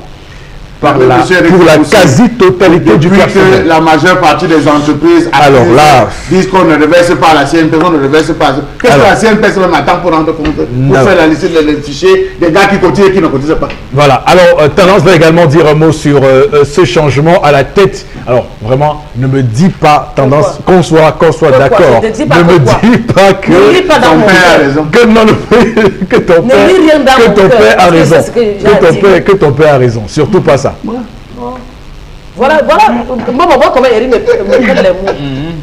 Est-ce que depuis le matin, j'ai prononcé le nom de mon président? Je n'ai pas prononcé son nom. Je suis en train de dire que, comme il y avait trop les problèmes à Elekam, trop de plaintes, matin, midi, soir, on avait mis le nom Elekam Nogo. Voilà le nom qu'on avait mis. On avait mis. Au lieu d'Elekam. On a mis Elekam Nogo. De deux, ce n'est même pas seulement Elekam que le père va toucher les gens. Il y a des entreprises où le père va mettre de l'ordre. Et depuis hier, il y a les gens qui paniquent aussi. Hein? Il y a les gens qui paniquent dans les autres entreprises. J'ai le flemme, mais je ne peux pas vous dire. Même si vous me tapez, même si on me tape, ou à je ne dis rien. Pas à Camtel. Non, je n'ai pas dit tu appelles ma fille à parler. Elle a dit qu'elle parle. Peut-être qu'elle a des discrétions. Et je vais où le sang chaud, le sang est chaud. Elle est tapée. Tu ne dis rien. Même pour la fête de la FECAFO, même si la torture. Même si on m'amène la torture, que parle sur la torture, je ne parle pas. Même l'affaire où on avait dit que papa il avait 15 fautes de gestion sur le coton, j'étais au courant de tout. Mais tu je n'ai pas parlé. De tout, sinon, même si vous m'amenez où, même si vous me donnez l'argent, il ne prend pas. Je garde ça pour moi, je sais ce qu'il doit faire. Voilà. Est-ce que j'ai prononcé son nom? C'est clair. C'est clair, merci beaucoup. Que personne ne m'écrit dans mon numéro Facebook pour dire que c'est encore quelle société que le père a touché. Non. Abdoulaye Babalé. On peut quand même soupçonner que l'ancien directeur général adjoint connaît le dossier. Oui. C'est-à-dire les avancements, le traitement personnel et tout. Oui. On s'est soupçonné. Même moi, je ne lui donne pas de circonstances atténuantes. Parce que j'ai vécu sa tyrannie.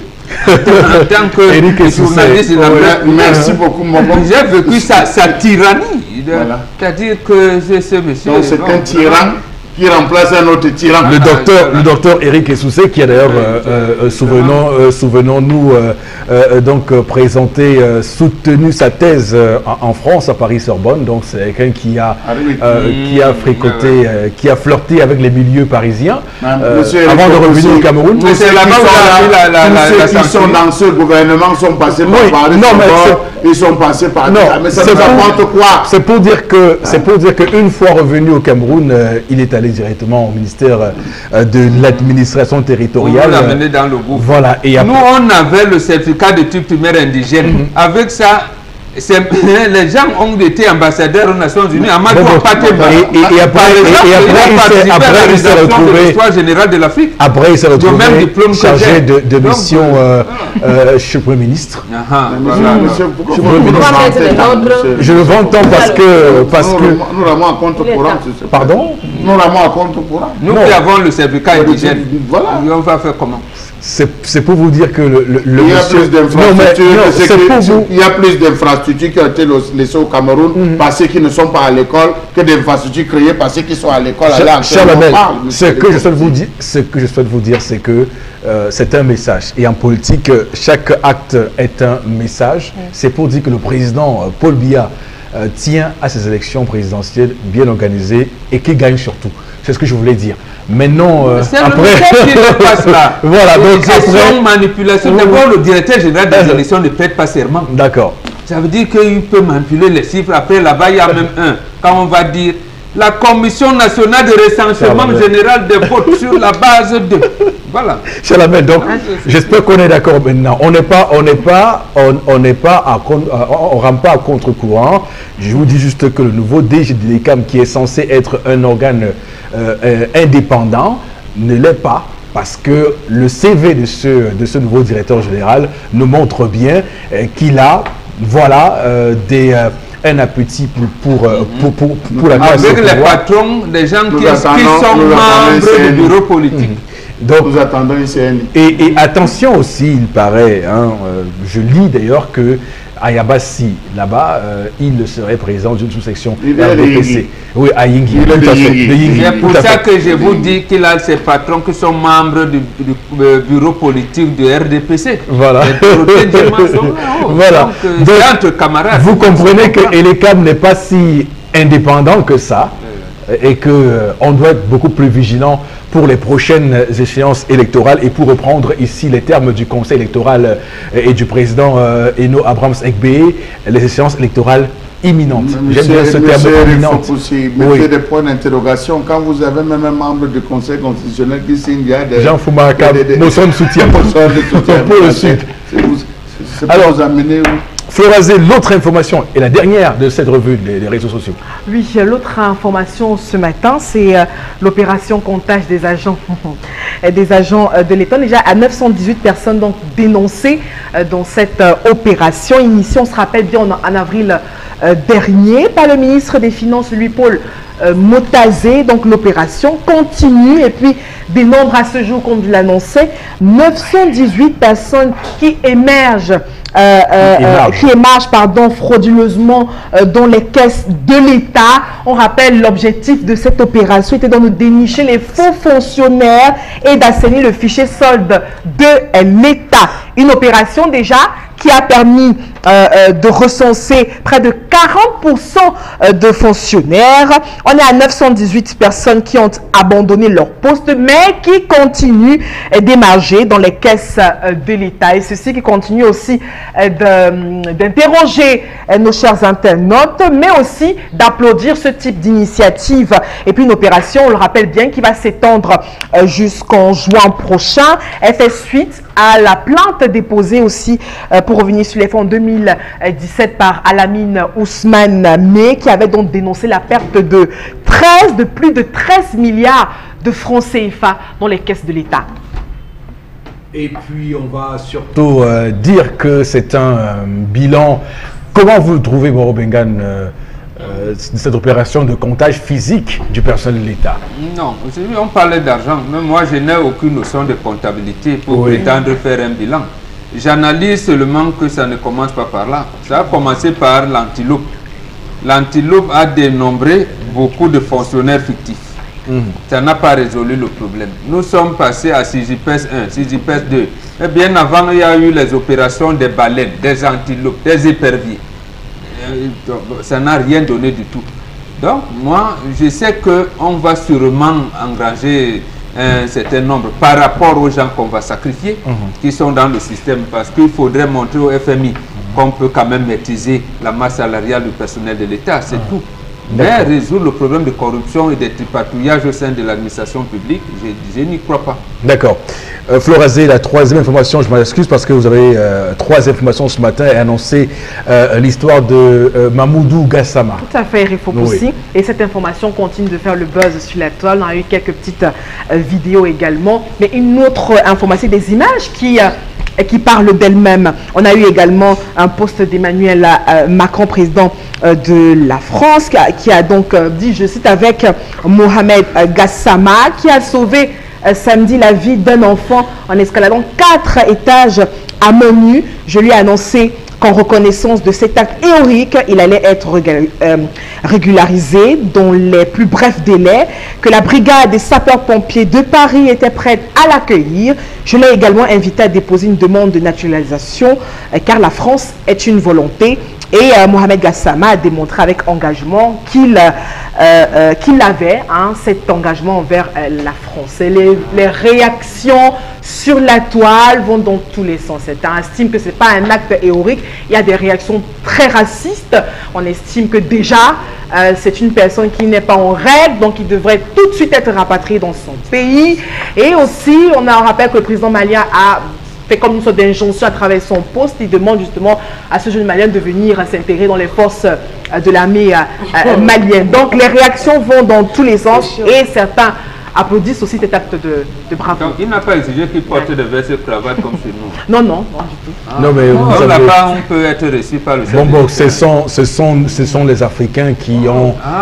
Ce complexe ou pas ce complexe, qui ont transformé le sens d'ailleurs de l'accoutrement à avoir dans un milieu administratif.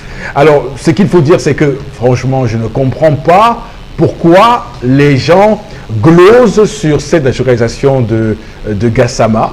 Alors, c'est une perte pour l'Afrique puisqu'on perd une nationalité. Il a été malien, désormais il est français. Donc, on devrait pleurer ce compatriote devenu français. D'ailleurs, oui, donc on devrait pleurer. Donc, désormais, il va vendre ses talents aux Français à Paris, puisque d'ailleurs les Français, comme ils sont les récupérateurs, on l'a directement pris dans l'élite des sapeurs-pompiers de Paris. Tu sais qu'au départ, quand même, C'est c'était un Camerounais. J'aime tout que c'était un Camerounais du Nord. Il est marié, Florent. Non, non. Il y a une copine apparemment. Il a une copine. On dit que le président malien veut qu'il rentre au Mali. Faire quoi? Est-ce qu'il voyait mieux au Mali? Non, justement, moi je veux qu'il rentre au Mali. Parce qu'au Mali, il peut épouser au moins 2 femmes. En France, il sera prisonnier. Il peut être marié et avoir des maîtresses aussi. Je suis même sûr qu'il est parti en France par route. Je suis sûr que c'est un aventurier. Absolument, Il n'a pas de papier. Il n'a pas de papier. Il n'a pas de papier. Maman, papa, dès que j'arrive en France, je te cherche. Gars, rentre d'abord, tu épouses 2 femmes. Mais je n'ai pas vu qu'il rentre. Ou tu épouses la polygamie au Mali, tu rentres donc en Non, moi la question, la question qui moi m'intéresse, parce que faut pas qu'on non, il faut qu'on soit sérieux, d'accord. Donc il aurait fallu que ce garçon réalise cet acte de bravoure pour qu'on ait une pensée pour les sans-papiers africains en France, la souffrance qu'ils ont là-bas, parce qu'il ne faut pas qu'on décale le sujet. Bon, le nègre, c'est la force de ses muscles. Oui. Le nègre, il ne réfléchit pas encore. C'est pour ça que vous allez voir. Mais c'est eux. C'est pour ça que vous allez voir un certain qu'on appelle... Nagui parle de Bosca, il peut devenir président de la République et un Kofi Nyam Nyam, on va le maintenir au niveau du secrétaire d'État chargé de l'intégration. Et pour que, par exemple, le Tobira arrive là, il faut bien qu'on sache qu'il est martiniquais et qu'il y a beaucoup de choses. Non, parce que, cher ami, moi je suis indigné. Je suis indigné ce matin parce qu'il y a de nombreux migrants africains qui continuent à souffrir en France et on veut nous dire que l'acte de bravoure, la faute à qui? La faute à ce pays qui justement a une politique d'asile qui est à tête chercheuse et qui au final esclavagise. Parce qu'il faut voir comment ces gens-là travaillent en France. C'est le travail au noir. C'est des gens qui là-bas sont martyrisés. Monsieur Eric Fopoussi, je reviens sur la vidéo. Je ne sais pas si la régie peut nous permettre de voir l'image. Ce gars était au 2e niveau, qu'il y avait déjà des blancs qui eux-mêmes essayaient de grimper. Après, arrivait-il au 3e niveau, qui avait des blancs qui étaient proches de cet enfant, qui n'ont pas pu eux-mêmes tenir l'enfant. Il a fallu qu'il finisse le 3e, qu'il arrive au 4e niveau pour se saisir de l'enfant. Ça me fait un peu réfléchir. Ça me fait un peu réfléchir. L'enfant aussi faisait quoi là-bas? L'enfant était très fort. Comment l'enfant a-t-il fait pour résister? Tellement pour un enfant de cet âge. Comment a-t-il fait pour résister? Donc je me pose, est-ce qu'il n'y a pas une forme de montage? Est-ce que ce n'est pas un montage que la France a voulu faire pour se blanchir aux yeux du noir? Est-ce que ce n'est pas... Je me pose tout un tas de questions et je remets en question cette vidéo. Voilà, tout à fait. Vous remettez en question la vidéo, moi je remets en question cette volonté de naturaliser ce Malien. C'est clairement un désaveu pour l'Afrique, pour le continent africain, de voir comment on traite les migrants africains en France. Donc, il faut bien voir et surtout continuer à évoquer clairement cette question de ces migrants qui traversent le désert, la Méditerranée, pour se retrouver en Europe. Également remettre sur la table cette question importante pour que les Africains comprennent que clairement en France, pour désormais être naturalisé en étant sans papier, il faut bien sûr faire ces actes de bravoure. Et j'imagine que dans les jours à venir, j'imagine que désormais ce n'est plus que par des mariages arrangés. Non, ils le savent. On a besoin des conditions meilleures. Les gens partiront toujours parce que justement, ils sont en quête d'un certain changement, bien-être et tout. Donc, à nos pays, à nos États africains, de changer leur politique. De changer leur politique et de retenir, les jeunes. Voilà. Voilà, donc c'est ça. Faut donc que si je monte là, je coupe ce cordon ombilical. Là. Par exemple, et puis de changer les conditions de vie des jeunes. Monsieur Eric Fopoussi Negou. Monsieur Eric Fopoussi Negou. C'est un accident. C'était un montage. Pour moi, c'était un montage. Ça, c'est un vraiment, montage. Non, bon, vraiment. Le parent est malvoyant. Donc, il ne pouvait pas. L'enfant est malvoyant. Non, le papa qui est malvoyant. La maman, elle était malvoyante. Alors, merci beaucoup sur ce plateau pour vos différentes réactions. On va en rester là pour ce matin, pour la revue des réseaux sociaux. Le temps pour nous de vous présenter nos sincères excuses. Voilà, monsieur, eu égard aux différents messages que vous nous envoyez, un problème logistique qui va se réparer très vite et nous pourrons d'ailleurs vous rendre vos différents messages.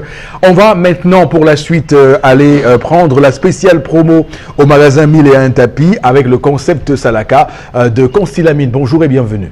Oui, bonjour Eric, bonjour nos nombreux téléspectateurs et surtout bonjour à tous ces clients du concept Salaka à qui je m'adresse encore ce matin, tout à l'heure disant que c'est une promotion spéciale de 2 semaines. Oui, parce que les prix que nous allons présenter ce matin et les avantages que nous allons présenter ce matin, vous ne les retrouverez nulle part ailleurs et c'est donc l'unique occasion pour vous de commencer déjà à passer vos commandes, de ne plus acheter n'importe où, d'acheter uniquement au magasin 1001 tapis et à travers le concept Salaka. Ceux qui sont hors de la ville de Douala, c'est l'occasion de passer vos commandes. Ne vous inquiétez surtout pas. Et aujourd'hui, nous allons supporter une partie des frais de livraison. Oui, nous allons supporter une partie des frais de livraison pour tous nos clients, tout en rappelant que tous ceux qui vont appeler dès à présent et qui vont passer leurs commandes auront encore l'occasion de recevoir une remise exceptionnelle sur tous les prix que nous allons communiquer à l'instant dans cette émission. Nous ouvrons tout de suite la page des ventes de ce matin avec bien sûr ce message qui va s'afficher à l'écran avec le concours de la réalisation, tout en rappelant à tous nos téléspectateurs de profiter des meilleurs prix au magasin 1001 tapis qui est situé en plein cœur d'Aqua, en face du palais d'Ika. C'est à l'entrée de la rue Mermoz, c'est au Cameroun, à Douala plus précisément. Après donc ce message qui vous interpelle tous, nous allons tout de suite commencer la vente et nous allons commencer par l'article phare du magasin 1001 tapis. Ce sont les tapis de qualité supérieure, les tapis d'origine turque. Vous les avez donc à un prix vraiment très abordable. Le prix va s'afficher à l'écran pour le bonheur de tous nos téléspectateurs. Les voilà, c'est donc fait. Des grands tapis neufs, 1,60 m sur 2,25 m. Vous les avez à 19 000 francs. J'ai fait la ronde de certains magasins. Ces mêmes tapis que vous voyez à l'écran, vous les avez ailleurs à plus de 60 000 francs. Mais alors, dans notre magasin, vous les avez à 19 000. Et dès que vous appelez Nyan, on applique encore la réduction. Alors, le bijou est de retour. Oh là là là là. Le robot mixeur magique. Le robot mixeur turbo. Le robot mixeur à 2 balles. Il est neuf dans le carton avec garantie. Vous ne le retrouverez nulle part ailleurs. Rien qu'au magasin 1001 tapis. Et je rappelle que le stock, il est très limité. Vous l'avez donc à 11 500 francs, ce magnifique robot mixeur 2 balles. Oui, que ce soit pour les condiments secs ou les condiments frais. À côté, bien sûr, du robot mixeur, un fer à vapeur neuf. Je n'ai pas dit un fer à vapeur d'occasion. Je n'ai pas dit les fers à vapeur là qui créent les incendies à la maison. Les fers à vapeur qui créent les lots, c'est-à-dire qui vous électrocutent à la maison. C'est un fer à vapeur neuf dans le carton. Vous l'avez à 6 500 francs et c'est le seul fer à vapeur au Cameroun. On peut être au salon et repasser dans la chambre. Être dans la chambre et repasser au salon pour dire tout simplement, ne demandez plus, virgule, les fers à vapeur, virgule, aux voisins, point virgule, parce qu'ils vont vous insulter. Courez rapidement comme bim bim au magasin 1001 tapis et achetez un fer à vapeur à 6 500 francs. À côté, bien sûr, du fer à vapeur, on a une magnifique bouilloire électrique. Elle vous permet de chauffer de l'eau. La même bouilloire électrique, je me permets de vous le dire, vous l'avez ailleurs à plus de 10 000. Mais au magasin 1001 tapis, vous l'avez à 7 500 francs et avec garantie. Nous sommes situés à Aqua, en face du Palais d'Ika. Et je rappelle que chez nous, on ne dépanne pas, on remplace. Oui, les bouilloires à 7 500 francs. Commandez dès à présent, quel qu'en soit où vous êtes. À côté, bien sûr, des bouilloires, on a bien entendu un laptop Core de Dio. Ce laptop, vous l'avez vu par le passé à plus de 75 000 francs, mais vous l'avez aujourd'hui pendant 2 semaines à 65 000. Et dès que vous appelez Tchak, on applique encore une réduction sur le montant. Donc, courez rapidement sur vos téléphones, quel qu'en soit où vous êtes. Ne demandez plus le laptop aux voisins. Chacun doit avoir un laptop. C'est une occasion unique. Elle est en or. 2 semaines de promotion à 65 000 francs. Un laptop Core de Dio avec 80 Go de disque dur, 2 Go de RAM, lecteur DVD, Wi-Fi et surtout bonne batterie à 65 000 francs seulement. Alors là, le jackpot de l'année. Ordinateur complet Pentium 4 de marque HP avec une bonne présentation physique. Tout installé à l'intérieur à 30 000 francs. Ce n'est pas une blague, c'est une réalité commerciale.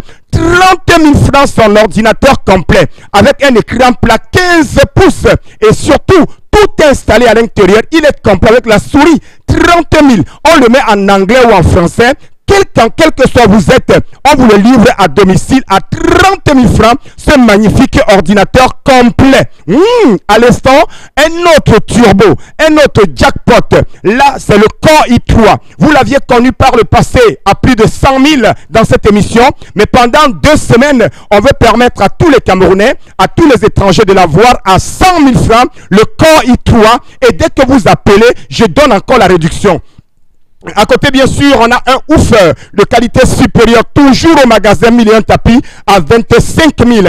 Il est neuf dans le carton avec USB, carte mémoire à 25 000. Les plaques à gaz vitrées 3 foyers, vous les avez à 27 000 francs au magasin 1001 tapis en plein cœur d'Aqua. La suite nous conduit directement au régulateur de tension numérique. Vous les avez à partir de 16 000 francs. Je n'ai pas dit les régulateurs de tension qui vont gâter les appareils. Ça sécurise, ça protège. À l'instant, le cadeau de ce mois de mai. Oui, un porte-cure-dents automatique avec bien entendu un grand parapluie à 2500 francs. Je dis bien porte-cure-dents automatique plus un grand parapluie. On vous le livre quel qu'en soit vous êtes à 2500 francs au magasin 1001 tapis. Je reviens avec les ordinateurs, les laptops à 65 000 francs. Oh là là là là là là. Et ceux qui n'ont pas assez d'argent, on peut payer petit à petit, bindi au magasin 1001 tapis. La suite nous conduit avec la décoration, les lustres de qualité supérieure chez nous à partir de 30 000, 40 000. On décore sa maison au magasin 1001 tapis. Donc, chers téléspectateurs, je vais conclure en disant tout simplement, any man must go just now for that stuff for million because c'est la pop pour football là-bas. Vous avez ce parapluie avec le porte-cuda à 2500 francs. Ce parapluie, robot mixeur, 2 bols à 11 500 francs, laptop à 65 000, plaque à gaz, ordinateur complet. N'achetez plus n'importe où. Ne faites pas tromper. Et chez nous, c'est la garantie, c'est le service après-vente. Merci beaucoup. Je vous attends tous à Aqua, en face du Palais d'Ika. Appelez dès à présent. Merci. Des réductions. Merci beaucoup, Consti Lamine. Merci infiniment, Consti Lamine. On va, madame, monsieur, le temps de recevoir les gyrophares de signalisation dans un court instant avec Florazé, lire quelques messages ce matin parce que, évidemment, on a réussi à résoudre le problème qui nous... Voilà, tout à fait. Merci, Florazé. Allez-y tout de suite. Oui. Alors, par rapport à Mohamed Gassama, il est passé par la Libye. Le président malien ne peut donc pas s'opposer au président français. Le nouveau directeur de l'ECAM ne pourra rien changer au sein d'Elections Cameroun. Il est de la cartographie, comme il est de l'urbanisation et de tous les secteurs. La gouvernance camerounaise est celle de l'improvisation et de la répression. Aucune politique d'anticipation n'est pensée. D'accord. Ensuite, l'autre message, Florazé. Il faut dire quand même que c'est très important qu'on essaye, M. Eric Fopoussi, de soulever la question. Oui, on va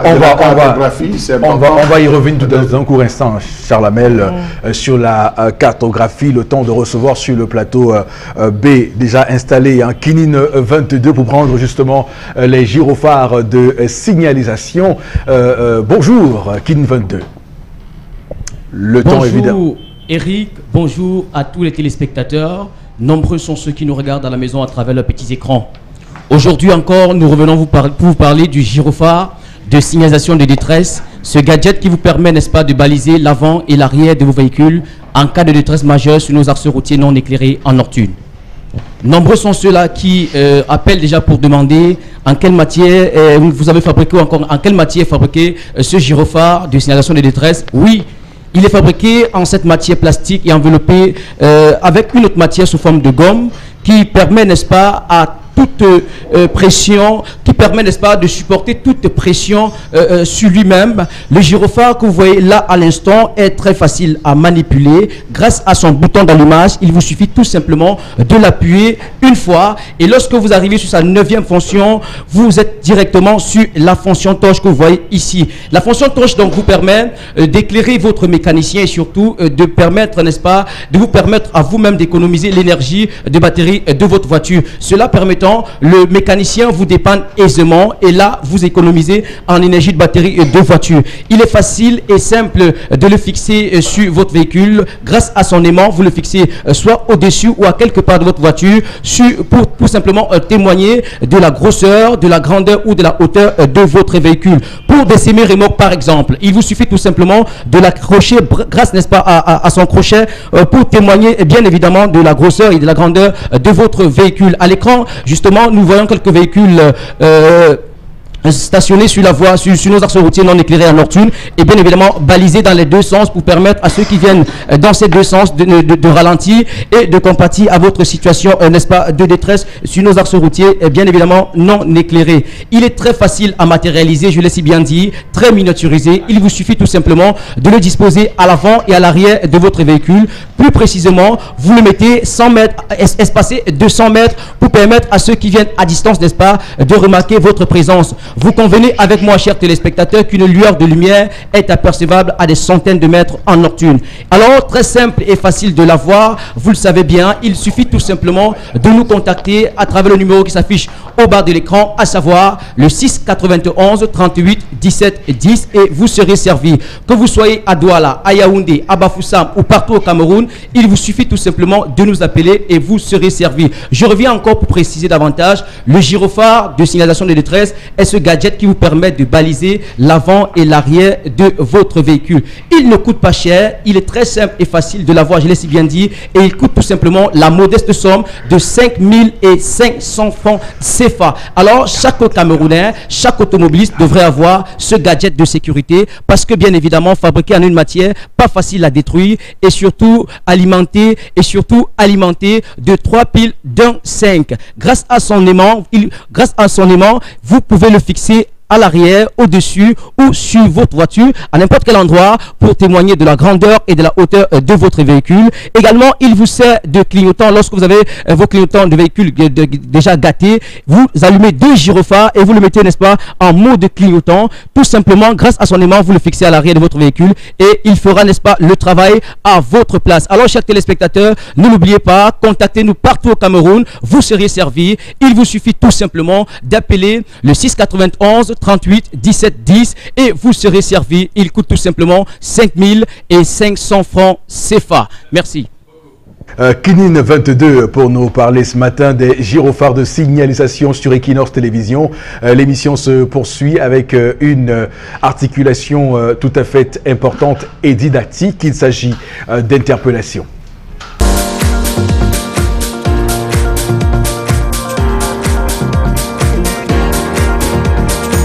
En ce qui concerne le développement, surtout technique, si j'avais quelque chose à dire, c'est que le système éducatif camerounais ne forme pas assez de techniciens. Lorsqu'on voit les collèges et les collèges d'enseignement technique au Cameroun, surtout dans la ville de Douala, et les universités techniques, l'équilibre, il y a un grand déséquilibre. je proposerai mon point de vue, qu'on crée plus d'universités techniques, de collèges techniques qui formeront des Camerounais après leur formation, de s'auto-employer ou de créer. Parce qu'en fait, on n'a plus de lycée d'enseignement général. Regardez le nombre d'étudiants camerounais qui chôment. Tous les jours, ils cherchent à se former. Après la formation, ils n'ont pas de travail. Le travail, il n'y en a pas parce qu'après la formation reçue dans les universités, il n'y a pas d'ouverture, il n'y a pas de débouché. Parce que ce qui a été formé à l'université ou dans les collèges, ce n'est que l'administration, ce n'est que travailler dans les bureaux.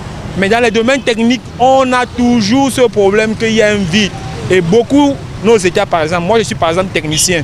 Je travaille dans une structure que, imaginez-vous que dans le domaine que je travaille dans les centrales thermiques, les techniciens viennent de l'extérieur. Le Cameroun n'en a pas de techniciens. J'ai été opérateur. Il y a des machines qui sont gâtées que les techniciens viennent à l'extérieur. Au Cameroun, il n'y en a pas. Pourquoi? Il n'y a pas d'université qui forme. Les techniciens venaient du Nigeria. Parce qu'au Nigeria, les universités techniques qui forment des techniciens supérieurs qui peuvent résoudre des problèmes, qui vont réduire l'exportation ou l'importation des ingénieurs dans plusieurs domaines que nous recherchons au Cameroun. Franchement, il faut qu'on revoie le système éducatif, qu'on reforme plus de techniciens. Plus de techniciens, on en a besoin. Madame, Monsieur, on va commenter cet élément d'interpellation de ce mardi matin. Bengan, le compatriote évoque une piste importante pour développer ce pays, donc le recrutement de techniciens, la formation de techniciens.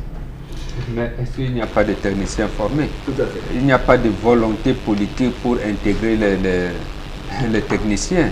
D'abord, le métier qu'on appelle ajustage, est-ce qu'on connaît ça? Au Cameroun, on ne connaît pas. Métier d'ajustage. On vous a parlé ici des chaudronniers. C'est différent de ce qu'on appelle la soudure qu'on fait au quartier. Est-ce que le métier de chaudronnier est organisé? Non. Il y a les Coréens, nous ont fait non. Construction d'un centre de perfectionnement ici à la cité SIC, qu'on appelle l'ancien centre de formation rapide. On forme là, rien du tout. Les techniciens agricoles sont formés en Balmayo et ici à Dibombari. On ne forme plus. Donc, il y a comme ça, j'allais dire, un manque de volonté politique. Et d'abord, le ministère des Finances, vous-même venez de vous dire, quand il a dit qu'il allait regarder vraiment si le montant que réclament les PME camerounaises, l'ordre de 750 milliards de francs était vrai, il allait auditer les comptes. C'est pour vous dire que on s'en fout de vous. D'accord. Voilà tout pour interpellation de ce matin. On va une fois de plus basculer pour retrouver Constilamine, avec qui on parlera des détecteurs de fumée et de gaz. Oui, bonjour Eric, une fois de plus, rebonjour à nos nombreux téléspectateurs et surtout rebonjour à tous les clients du concept Salaka. Je reviens après donc la vente des produits du magasin 1001 tapis et je rappelle que les téléphones sont en train de sonner énormément. Les commandes sont en train de courir depuis que je suis passé tout à l'heure dans cette émission. Merci donc à vous Eric Fopossi et à toute votre équipe. Alors à l'instant, je m'installe pour vendre un autre produit qui fait déjà également la fierté de tous les téléspectateurs de cette émission parce que de plus en plus, les restaurants, les hôtels, les maisons, les boutiques, tout le monde est en train de commander son détecteur de fumée et son détecteur de gaz. Et c'est d'ailleurs l'occasion pour moi ici de dire merci, un grand merci à la directrice générale d'un restaurant à Aqua qui a déjà installé 3 détecteurs de fumée dans son entreprise, notamment un détecteur de fumée au sein de son restaurant, un détecteur de fumée à la cuisine et un détecteur de fumée dans son bureau. C'est bel et bien la directrice du restaurant La Fourchette et Bouchon du côté bien sûr d'Aqua, non loin de la radio Equinox. Merci donc à vous madame du restaurant La Fourchette et Bouchon, client du concept Salaka. Alors à l'instant, place à la vente de ce matin. Alors je commence tout de suite par le détecteur de fumée. Alors là, c'est la totale. Qui n'aimerait pas l'avoir?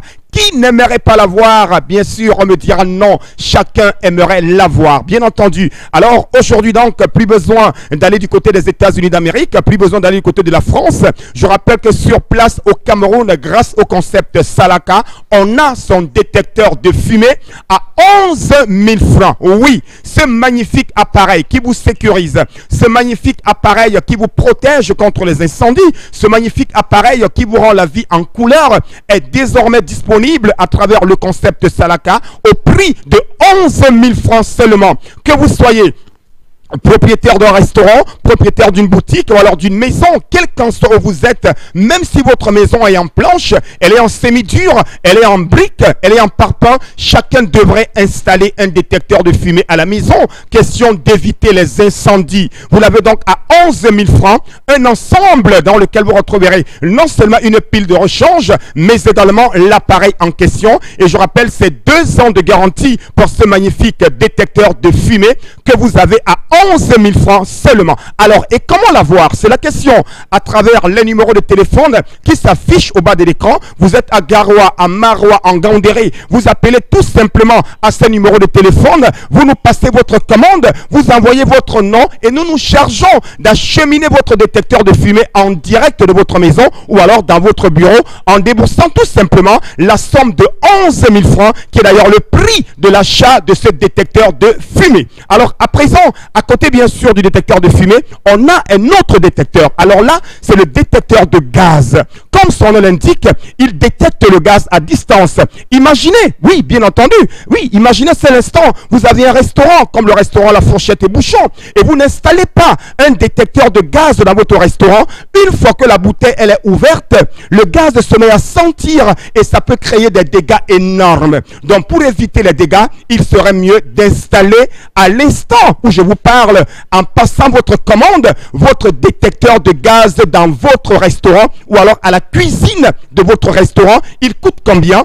15 000 francs pour le détecteur de gaz. Donc je m'adresse ce matin particulièrement à nos amis qui ont un restaurant, à ceux qui ont les hôtels, ceux qui ont les immeubles, ceux qui ont les boutiques, tous ceux qui ont une maison. Chacun devrait installer un détecteur de gaz ou alors un détecteur de fumée à la maison. Ça ne sert à rien de construire un immeuble à des dizaines de millions. Ça ne sert à rien d'avoir un restaurant à des dizaines de millions et ne pas pouvoir avoir l'idée, de ne pas pouvoir penser au plus important. Et le plus important, c'est quoi? C'est sécuriser votre restaurant, votre hôtel, votre boutique, votre maison. Et avec quoi sécuriser votre boutique?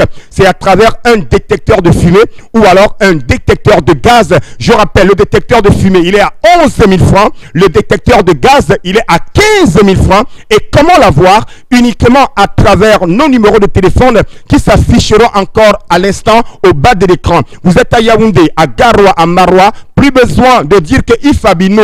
Plus besoin de dire que ouais, aïe, j'ai perdu ma maison, j'ai perdu. Non, c'est terminé. Il n'y aura plus de pleurs. Il n'y aura plus de pleurs. Parce que le détecteur de fumée est là. Vous l'avez à 11 000 francs et le détecteur de gaz à 15 000 francs. Et je vais dire merci à tous les clients du concept Salaka, à tous ceux qui regardent cette émission. Retenez que les meilleurs articles se vendent uniquement à Equinox à travers cette émission. Donc, tous ceux qui passent dans cette émission ne vendent que de la qualité et rien que de la qualité. Une fois de plus, merci au directeur général de l'un des meilleurs restaurants, client du concept Salaka, le restaurant La Fourchette et Bouchon, du côté d'Aqua, non loin d'Equinox. Merci madame d'avoir acheté vos détecteurs de fumée et vos détecteurs de gaz. Merci beaucoup. On aura compris ce matin, Constellamine. Et quant à vous et nous, madame, messieurs, on vous donne rendez-vous demain lorsqu'il sera 10h pour un nouveau numéro de votre émission. On s'excuse auprès de tous ceux qui nous ont fait des messages ce matin. Nous referons l'effort demain de pouvoir vous les rendre, ces messages-là. En tout cas, toujours est-il que l'émission reste une émission et une plateforme interactive entre vous et nous. Alors, que Dieu bénisse le Cameroun. Toute l'équipe vous remercie d'ailleurs d'avoir été là, présent ce matin. Que Dieu bénisse le Cameroun.